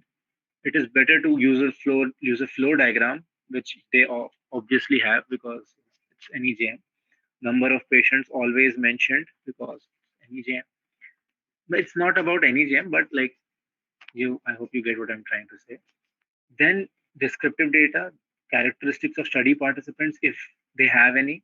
So I think this HBNC field trial does have, even though it is not an observational study, but it does have characteristics of the participants, which is this is I think the characteristics of participants. See socioeconomic. So how many agricultural laborers, how many farmers with less than 5 acres, how many farmers, how many scheduled castes and tribes, how many people had electricity at home. So this is how you give characteristics of study participants. Number of participants with missing data. So I think all of this they included in the supplementary sheet, I guess. Okay. So over a median follow-up of 22.5 days, itne patient had primary endpoint itna. Itne patients, see, always writing the number of patients because that is what is important in the paper. Median duration of treatment did not 48.5%. Hydroxychloroquine patient had a lower so this is so if you want a source of bias in this study, this is a great example. So they noticed that people who were receiving hydroxychloroquine were already clinically worse. So it would be more likely for them to die or get intubated than people who are not receiving hydroxychloroquine, which would in fact point us that hydroxychloroquine is bad because it is actually causing more harm, even though it is not in truth. It is just because the patients who are being given hydroxychloroquine are already clinically, very severe, as as highlighted by this line, which I have highlighted for you. So I hope. Right, and that sampling thing also, number of patients also, if you are reading a paper which has a very small sample size, then you should, and like usually those papers do not have very reliable results, I think, because a smaller sample size means that even if a single patient has a problem in sampling, then a bias would come in the No, results, right? see, identification of sample size is something is a subject that you should know about. And since I have not studied it, I will not comment on it. I have shown you a formula which is 4pq by d square, which most of us love. But to make any comments that this much is enough, or this is small, or this is big, you should know the theory. Sorry, to do this on a public platform. Never mind. Distribution of the estimated propensity scores for receipt of hydroxychloroquine did not receive with 95 confidence interval shown in figure S1.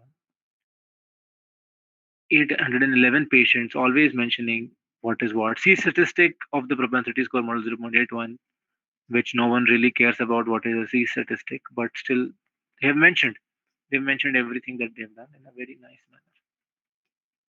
Now moving on to study endpoints, which is the outcome they wanted to actually measure. Crude. So they did their analysis. So I'll move on to the tables section for just a little while to explain what is unmatched and matched. So unmatched patients are the patients in which propensity score was not matched. So propensity score. So uh, for ease of explanation, just believe me that propensity score is better than non-propensity score. As you can see, the n changes if you have propensity scored matches. So obviously the results also change. Okay. Uh, if you want a better explanation of what is propensity score matching,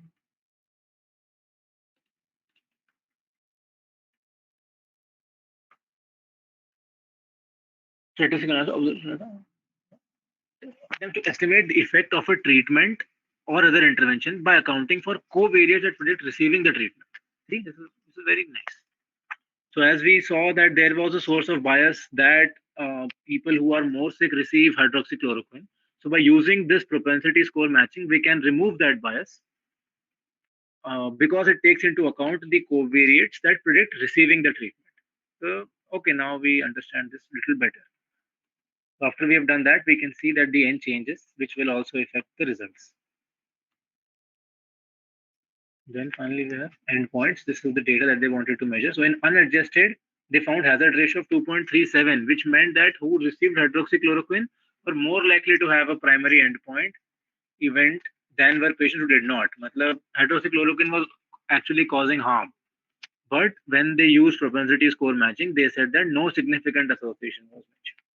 So instead of doing benefit, it was already doing harm, but then they used appropriate statistical methods and said that nahi, aisa nahi. There is no association rather than causing harm. Then they did some sensitivity analysis. Sensitivity analysis is basically simulation. So what you do is you change inputs and you look for changes in outputs. And if so, in, so when they did sensitivity analysis, showed similar results. So, okay, so which means their model is more robust. So this is what. So now moving on to strobe guidelines, which says what you should do. You should give descriptive data. So they gave characteristics of participants. They said how many were there in each and every phase of the research of the study. Then they showed you outcome data in a very specifically labeled sections called study endpoints. So in this study endpoint or outcome data, which is basically the same thing, they have mentioned numbers of outcomes, summary measures over time. They mentioned each and everything, including the statistical analysis. Finally, moving on to discussion. Discussion is key results of what you found out. What were the limitations of study, potential sources of biases, and how do you interpret this result? And as in overall interpretations of result, and whether you can apply these results uh, to any other setting in the world. So clearly mentioned risk of intubation or death was not significantly higher. However, they said that because confidence intervention is so wide, which is from zero point 0.8 to 1.3, which means 0.82 means that hydroxychloroquine is good, 1.32 means is hydroxychloroquine is causing harm. So since the CI is so wide, it should not be taken to either rule out either benefit or harm of HCQ treatment. Then, if some of you are wondering that why did they publish this if the results were insignificant, was probably because it was one of the first studies to be done on a completely new topic that no one had heard of before. That is one of the causes. Second was because of their very nice sample size, which is over 1,500 patients. Not over, but slightly under 1,500 patients, which is a very good number. And the statistical analysis that they did was very robust using Cox model and multiple regression. So that is why this has been published in such a good job. However, our findings do not support the use of hydroxychloroquine at present outside randomized clinical trials testing its efficacy. Meaning, if you want to do a study on hydroxychloroquine and COVID-19, go ahead, but don't use it on normal people. And now what they're doing is they are basically reviewing findings from other studies. So as we read about the France study earlier, they're saying that French hospitals are difficult to interpret because small study design, small sample size, lack of randomized control trial, and omission of 6 patients. So because of all these reasons, that study is not very good. Then they mentioned another study which was done on chloroquine, not hydroxychloroquine, and said that 81 patients received uh, arrhythmias, and because they received arrhythmias, the trial was stopped. So basically, chloroquine also you can't give in COVID-19. Two random. Then they move on to characterize the study from China. Two studies from China. One of them which has not been fully published but posted on Medar XIV website for public comment for people who uh, who want to put their work out. So if someone is listening and if you don't get a publication, you can always put your stuff up on Medar XIV. It is I'll show you what Medar XIV is.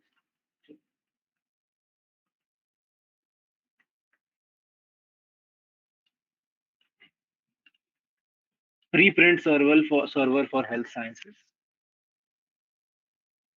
Preliminary reports of work that have not been certified by peer review. They should not be relied on to by clinical practice or health behavior, not be reported in news media as established information. However, if you're doing your own research, see, you can have COVID-19 preprints, kuch honge. These are all the papers which have not yet been published, but people want to get their information out because COVID-19 is such a hot topic, and they want they're doing this for the betterment of society theoretically. They picked the study up from there, and they characterized it. And then I think they did another study, small randomized trial in 30 patients in Shanghai, showed that hydroxychloroquine hydroxychloroquine the patients who received hydroxychloroquine clearance 86, हाँ, मतलब virus was cleared in only 86%, whereas 93% was cleared in control group, so this finding supports their researchers' finding, which is that hydroxychloroquine is not significant, is not a effective treatment modality for COVID-19. And finally, they conclude randomized clinical trial is the best approach to determine whether benefit can be ascribed therapeutic intervention. Now they have finally come to a very nice and very crisp conclusion.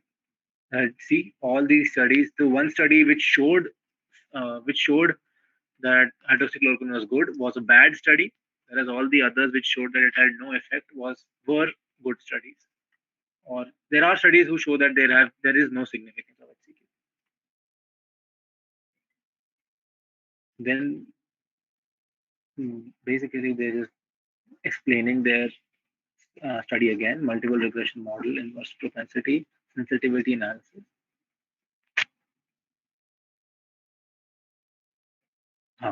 Finally, additional limitations of our study include missing data for some variables and potential for inaccuracies in the electronic health records, which is lack of documentation of smoking and coexisting. So, clinical records, as you know, if you have ever gone for a posting, they are never 100% complete.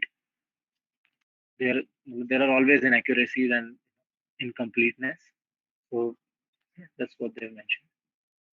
Here, in this table, basically, you can clearly summarize the entire study analysis. If you do a crude analysis without propensity matching, then hydroxychloroquine is causing harm. But if you do multivariable analysis using, using the Cox regression model, you get a hazard ratio of 1. So if people are wondering what is hazard ratio, I'll tell them what is hazard ratio. Hazard ratio is the ratio of hazard rates corresponding. Let me just open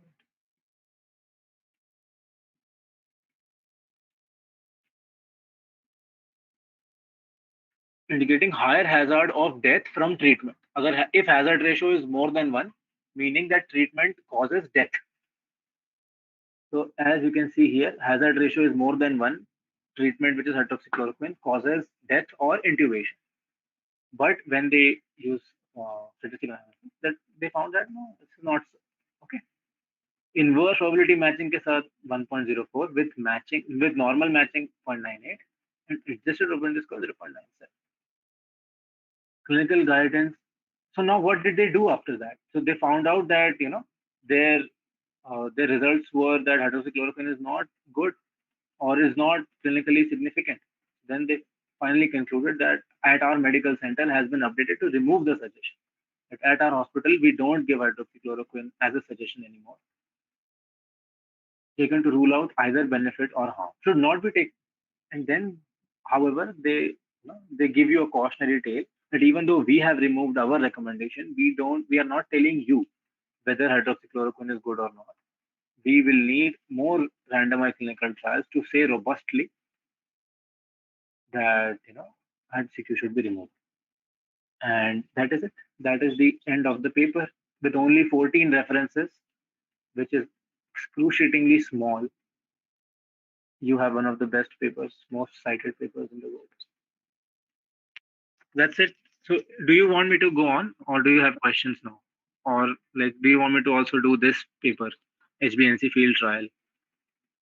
Varad, what is the style of, or what is the standard way of writing references? No, it's different for every journal. So you have to look at that. So Lavdeep has a very good practice where he makes a checklist on the top page of requirements for every journal. So let's say you're submitting to any JAM. Let's look at any JAM's author guidelines,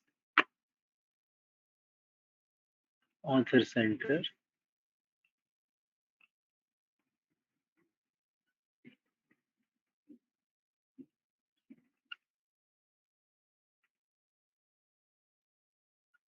how to prepare new and revised manuscripts for submission.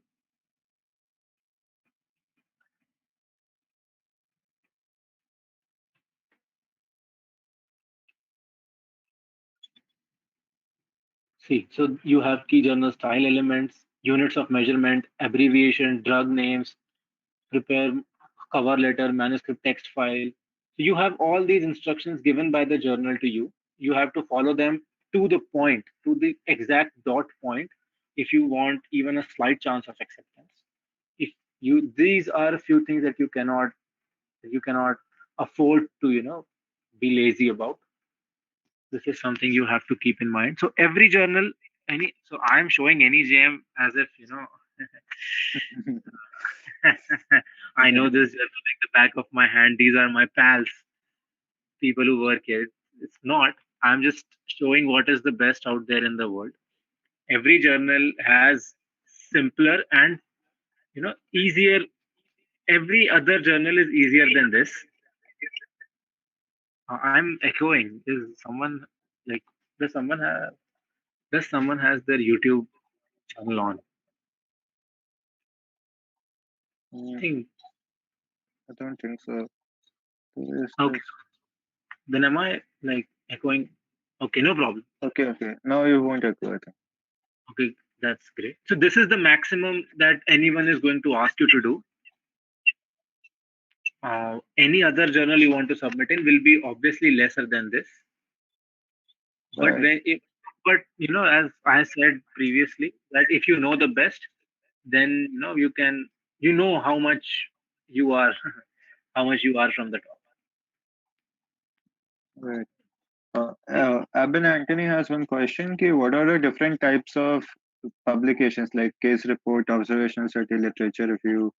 Like, That, what is uh, the so whole if you thing? want to show you some insider information, I think there's a good list given in NMJ on NMJ website, right? So, I'll log in to my account and yeah, it's there in instructions for author. अच्छा okay वहाँ पे भी है. Uh, Then let me do that. कहाँ पे? right. Yeah, instructions. It's on the top bar. Yeah. I should know, man. So So, these so so these are all the categories for articles: original, review, short reports, editorial, selected summaries, clinical pathological conferences, everyday practice, how to do it, case reports, ethics, society, education, speaking for myself, correspondence, obituaries, and this is how what it's every what should I say? This is so they have also described what each and every different type of study means.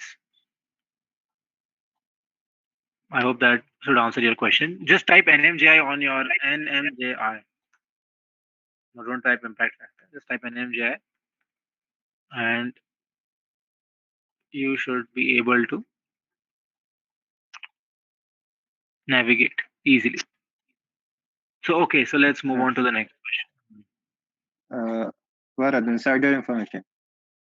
Let's show the No, one. no, Okay. it's not different. Like it's not unique. Um, okay, okay. Not unique or anything. हाँ नहीं मतलब I meant कि how to submit an article, like Acha, how to just what it okay, looks like inside. sure, I'll do that. That I can do. Ye window. I hope it remembers my author. No, it doesn't. Okay, then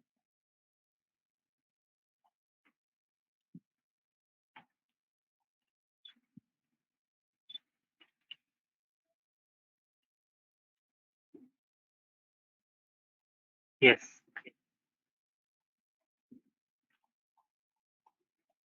So now you can see that to submit a new manuscript. This is the first page. Yes, yes, whatever you want to do. Just have fun. Yes, yes. No, I'll just do this. Don't do this. So,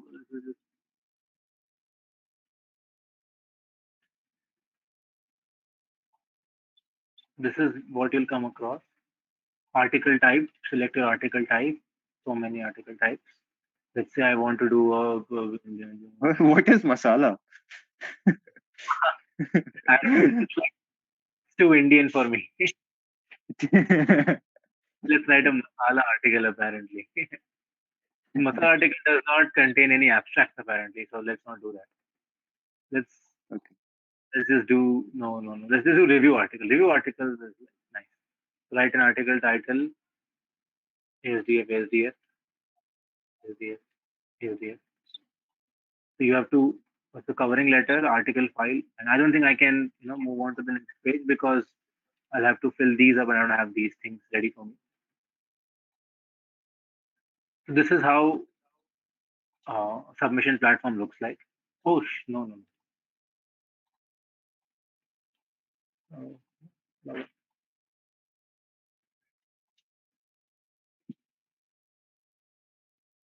So next, let's move on. In the end of this paper, it says that I'm reading question by Hemant Sharma. Like in the end of this paper, it says that other hospitals don't need to remove this drug as suggestion. How many studies would be needed to provide a concrete conclusion, and how is this number decided? Uh, I don't think there is a ready-made answer to that, or there is a mathematical formula that you can arrive at to calculate this. Usually, how do you decide whether a particular suggestion is effective or not? Is you do it based on hierarchy of uh, medical science, medical paper. No, not hierarchy. Strength of evidence. Strength of evidence and quality of evidence. So, based on quality of evidence and strength of evidence, you say that this conclusion is concrete. So, KT strategies database supporting information. It's often discussed in conferences, I guess, like Yeah, yeah, the yeah. setup. So there is an objective way of doing it, and then there is an expert panel way of doing it. If you don't have literature on a particular topic, but still, like patients need to be treated, right? So, for example, this is a topic that I have been currently reading about is pediatric dialysis. So there is no information about prevalence of pediatric dialysis or pediatric hypotension during dialysis. There is no information about it. There is no published data about it, but you still need to manage babies who have hypotension during dialysis. So how do you generate evidence for that even when there is no evidence? So you call up a lot of people from the world. So I'll show you. I have this paper. I should have it with me. Speech dialysis was it? Oh, yeah. Just to read. Rank. So this is what you can see. Pediatric intrathecal hypertension recommendations from the work group. There is no evidence of what is the prevalence or how much you need to do this or that. Like how much should you give fluid during dialysis, which is so weird. Should do that. So basically, they call people from all these places. Nephrology, like Cleveland Clinic, you have Akron Hospital, Beth Israel Medical Center in New Jersey, and let me also do some name dropping here. Division of Nephrology, Department of Pediatrics. So yeah, there are people from everywhere. Mostly these people are, and then what is Medanta, Medicity also apparently. Otherwise, most of them are from US. Few of them are from UK, Germany, South Africa. So basically, expert nephrologists, pediatric nephrologists from all over the world have come together to to give you a suggestion of how many studies would be needed to provide a concrete conclusion, even though there is no evidence whatsoever. So if you are aware of the book Ghai, Essentials of Pediatrics, so Dr. Bagga is one of the editors there. Okay, so last question, I suppose. Is there some sort of platform where researchers can reach out to join some reputed ongoing projects just for the sake of learning? Alternative to cold mailing, basically. Joining I think these, there is one more question which is in continuation to this. Is there a community or network of doctors like LinkedIn?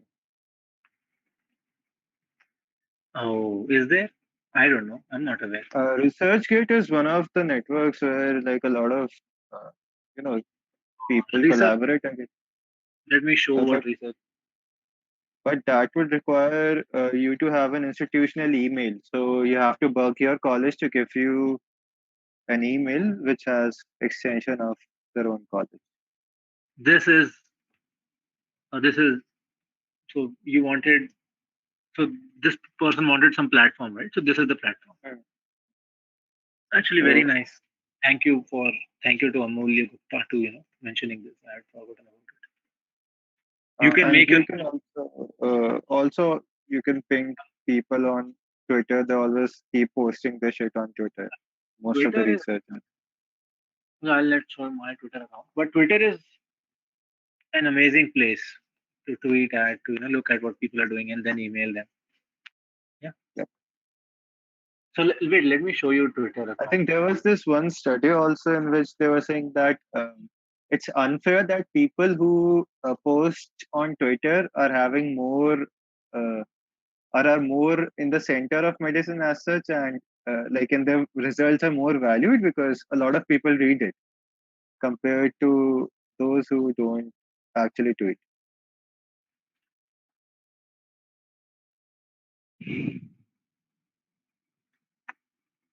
So let me show you some good labs. So one lab which I absolutely love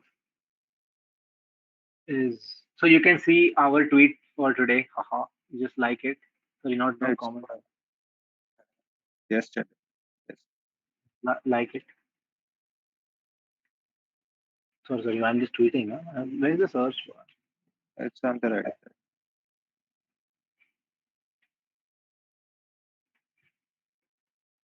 This is Dr. Manu Prakash's lab at Stanford, curiosity driven science. So he has made like amazing products such as a toy for a centrifuge and like really great things. And now I think he's working on a uh, gravity device. You can see over here. This is Dr. Manu Prakash for studying plankton in. So basically, wanted to study how do plankton, vertically dive in the depths of the sea, and they developed this device called gravity machine. So if you are active on Twitter, then you'll get to know what are. So this is the gravity machine. What it does is on the tangent at the horizontal. Basically, a single cell is vertically suspended in a free fall if the circle is moving at a speed of g. So, like if the circle can replicate uh, how fast plankton would free fall in ocean, it's moving at that speed, and that's what it is. So let me show you what gravity lab is. Sorry, gravity, yeah, gravity machine.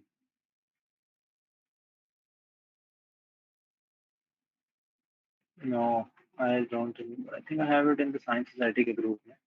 I'll pause right now. Pause sharing for like 2 3 seconds.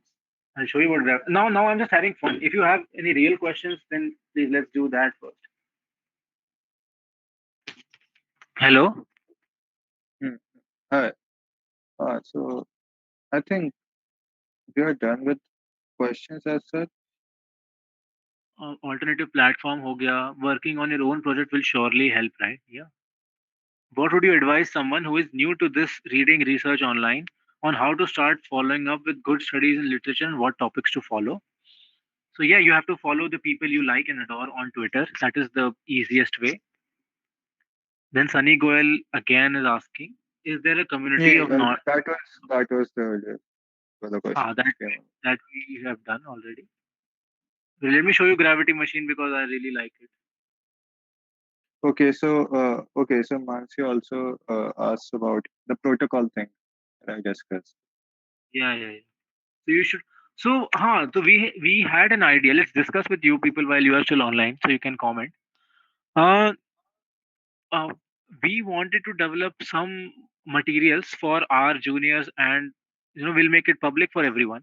So what are the few questions that you have in mind and you would want to learn? So I think few one or two questions is so the first question which I can see right now on the screen is uh, ethics clearance protocol, which we know because we have submitted it and most of our profs also know. But people outside usually don't know that much. So we'll do I that. think I can We'll make show them the protocol once again, maybe if you are we'll make a there. check. No. We'll make a checklist. We'll send a Okay, checklist okay, with okay, okay. a. We'll send. Yeah. We should you if you want you can share your personal um, protocol always. That's your. Oh, what am I doing? I thought I had stopped sharing. Yeah. Right. Your whole chat is visible. Sorry about that. Okay. One topic is USMLE. For that uh, material thing, we can always add some material on. Even I think that there's paucity of preparation materials for US, like the way to prepare guide Where is it? guidance for preparation in USML in India, because like people usually access websites that are that cater to USA medical graduates, not Indian medical graduates. So I think we can always. Surface of the ocean, largest biosphere in our planet. Amazing, amazing website.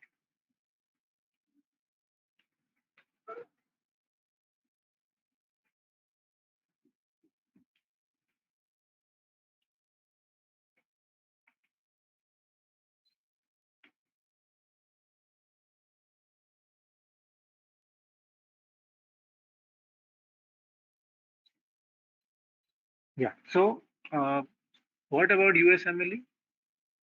That people don't know how to apply, like how to study for USMLE or what to study. There are new. Maybe something. But There are a that lot. won't be in the purview of research as such. No, we can always say that what benefit or what kind of research would benefit you in USMLE, but not. All research will benefit. So there's no non-benefiting research. But what was I saying earlier? That US Facebook groups are there. USMLE Step 1 Prep, Step 2 Prep. Everything is available online. So and seniors, those are the two main sources because you need to tailor your own preparation very nicely. Then so so Virama Izio is asking lone wolf publications at UG level. I don't understand what that Okay, means. okay, okay.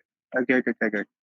So, like, if you want to publish something which is just of your own and you have not uh, like taken help of anybody else, maybe you can send it to student IGMR, and people otherwise also publish. Like, there was this publication by a student a high school student, Charit, who published about uh, he developed a program to actually estimate the CFR of COVID-19 to estimate it more accurately. And he published it on PLOS One, and it was like uh, he did everything himself. He didn't take help of anybody else. Only his name was there in all of the papers. So yes, you can do it, but it's Oh, difficult. It's really difficult. what's his name? Let's search. Charit, uh, like, let me check the whole name.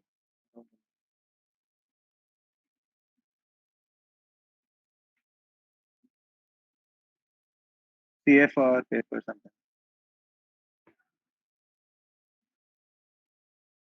Okay, a novel cohort analysis approach to determining. Damn. Right, right. You just download the PDF. It's the PDF shows. What did he do? Methods, data sources, publicly available data sets on case of Hubei province, cohort-based method, simulated triangle cohort, older cohort. Okay, so basically data analysis. Now, if you are a polymath and interested in doing data analysis, then you can do that because it does not require any clinical skills whatsoever. Just He's basic. he's a high school student, so like this was If you are a a nice. smart person,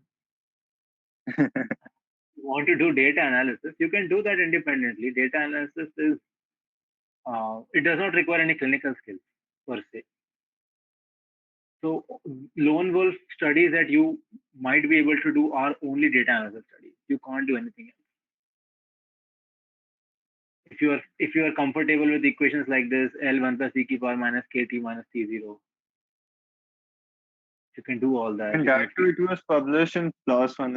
It's one of the law. journals where they just evaluate whether your paper is correct.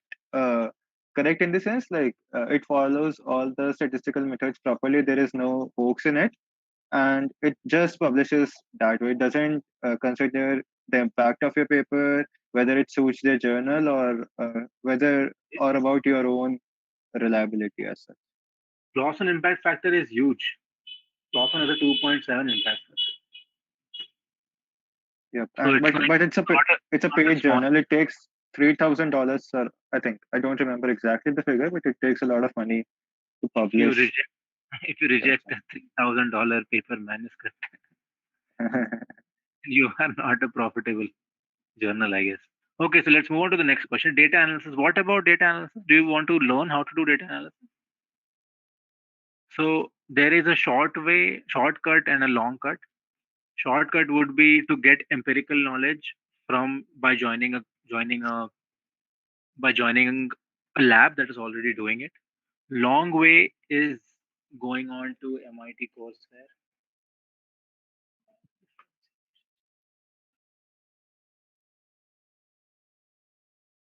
Uh, machine machine. So basically, you have all the courses over here on MIT Open Courseware. You just type whatever you want. Go nuts. MIT Machine Learning, MIT Open Courseware, Introductory Course on Machine Learning, Mathematics of Machine Learning, Matrix Models of Data Analysis. If you want to do statistics, you can go ahead and do statistics over here. Statistics for application, Introduction to Probability Statistics, Introduction to Statistics, Mathematical Statistics. So I hope I have answered your question. It requires hard work learning something new. It takes a lot of time also. So be prepared of the commitment that you want to make. The student IJMR, not ICMR. Student IJMR accept publication without a faculty backing your work. Yes, it does. Yes, answer is yes. The faculty backing is only required for ethical clearance. That's it. If you want to publish a paper which does not require ethical clearance, for example, reviews, systematic reviews, or like this person did, sitting in his own home doing data analysis on publicly available data, you you don't need a faculty. But everything else, you need a faculty for every cohort, case control, randomized trial. You need one. So I am okay. Okay, I I think we can now conclude yes, this. and a great thanks to Amit Kumar from 9 Yes, sem for actually helping us with the uh, streaming. the streaming. He Yeah. has helped also Sorry. for patiently sticking with us. Yeah, staying with us for like 2.5 hours, taking out time from his final prof preparation. I send the chat for Amit Kumar, please. So okay, so Okay. I think we I can hope end you the guys. session. I hope you guys had. I hope you guys did not have fun, but learned something. I'll stop Sure. sharing now. Yeah, I'm ending the session.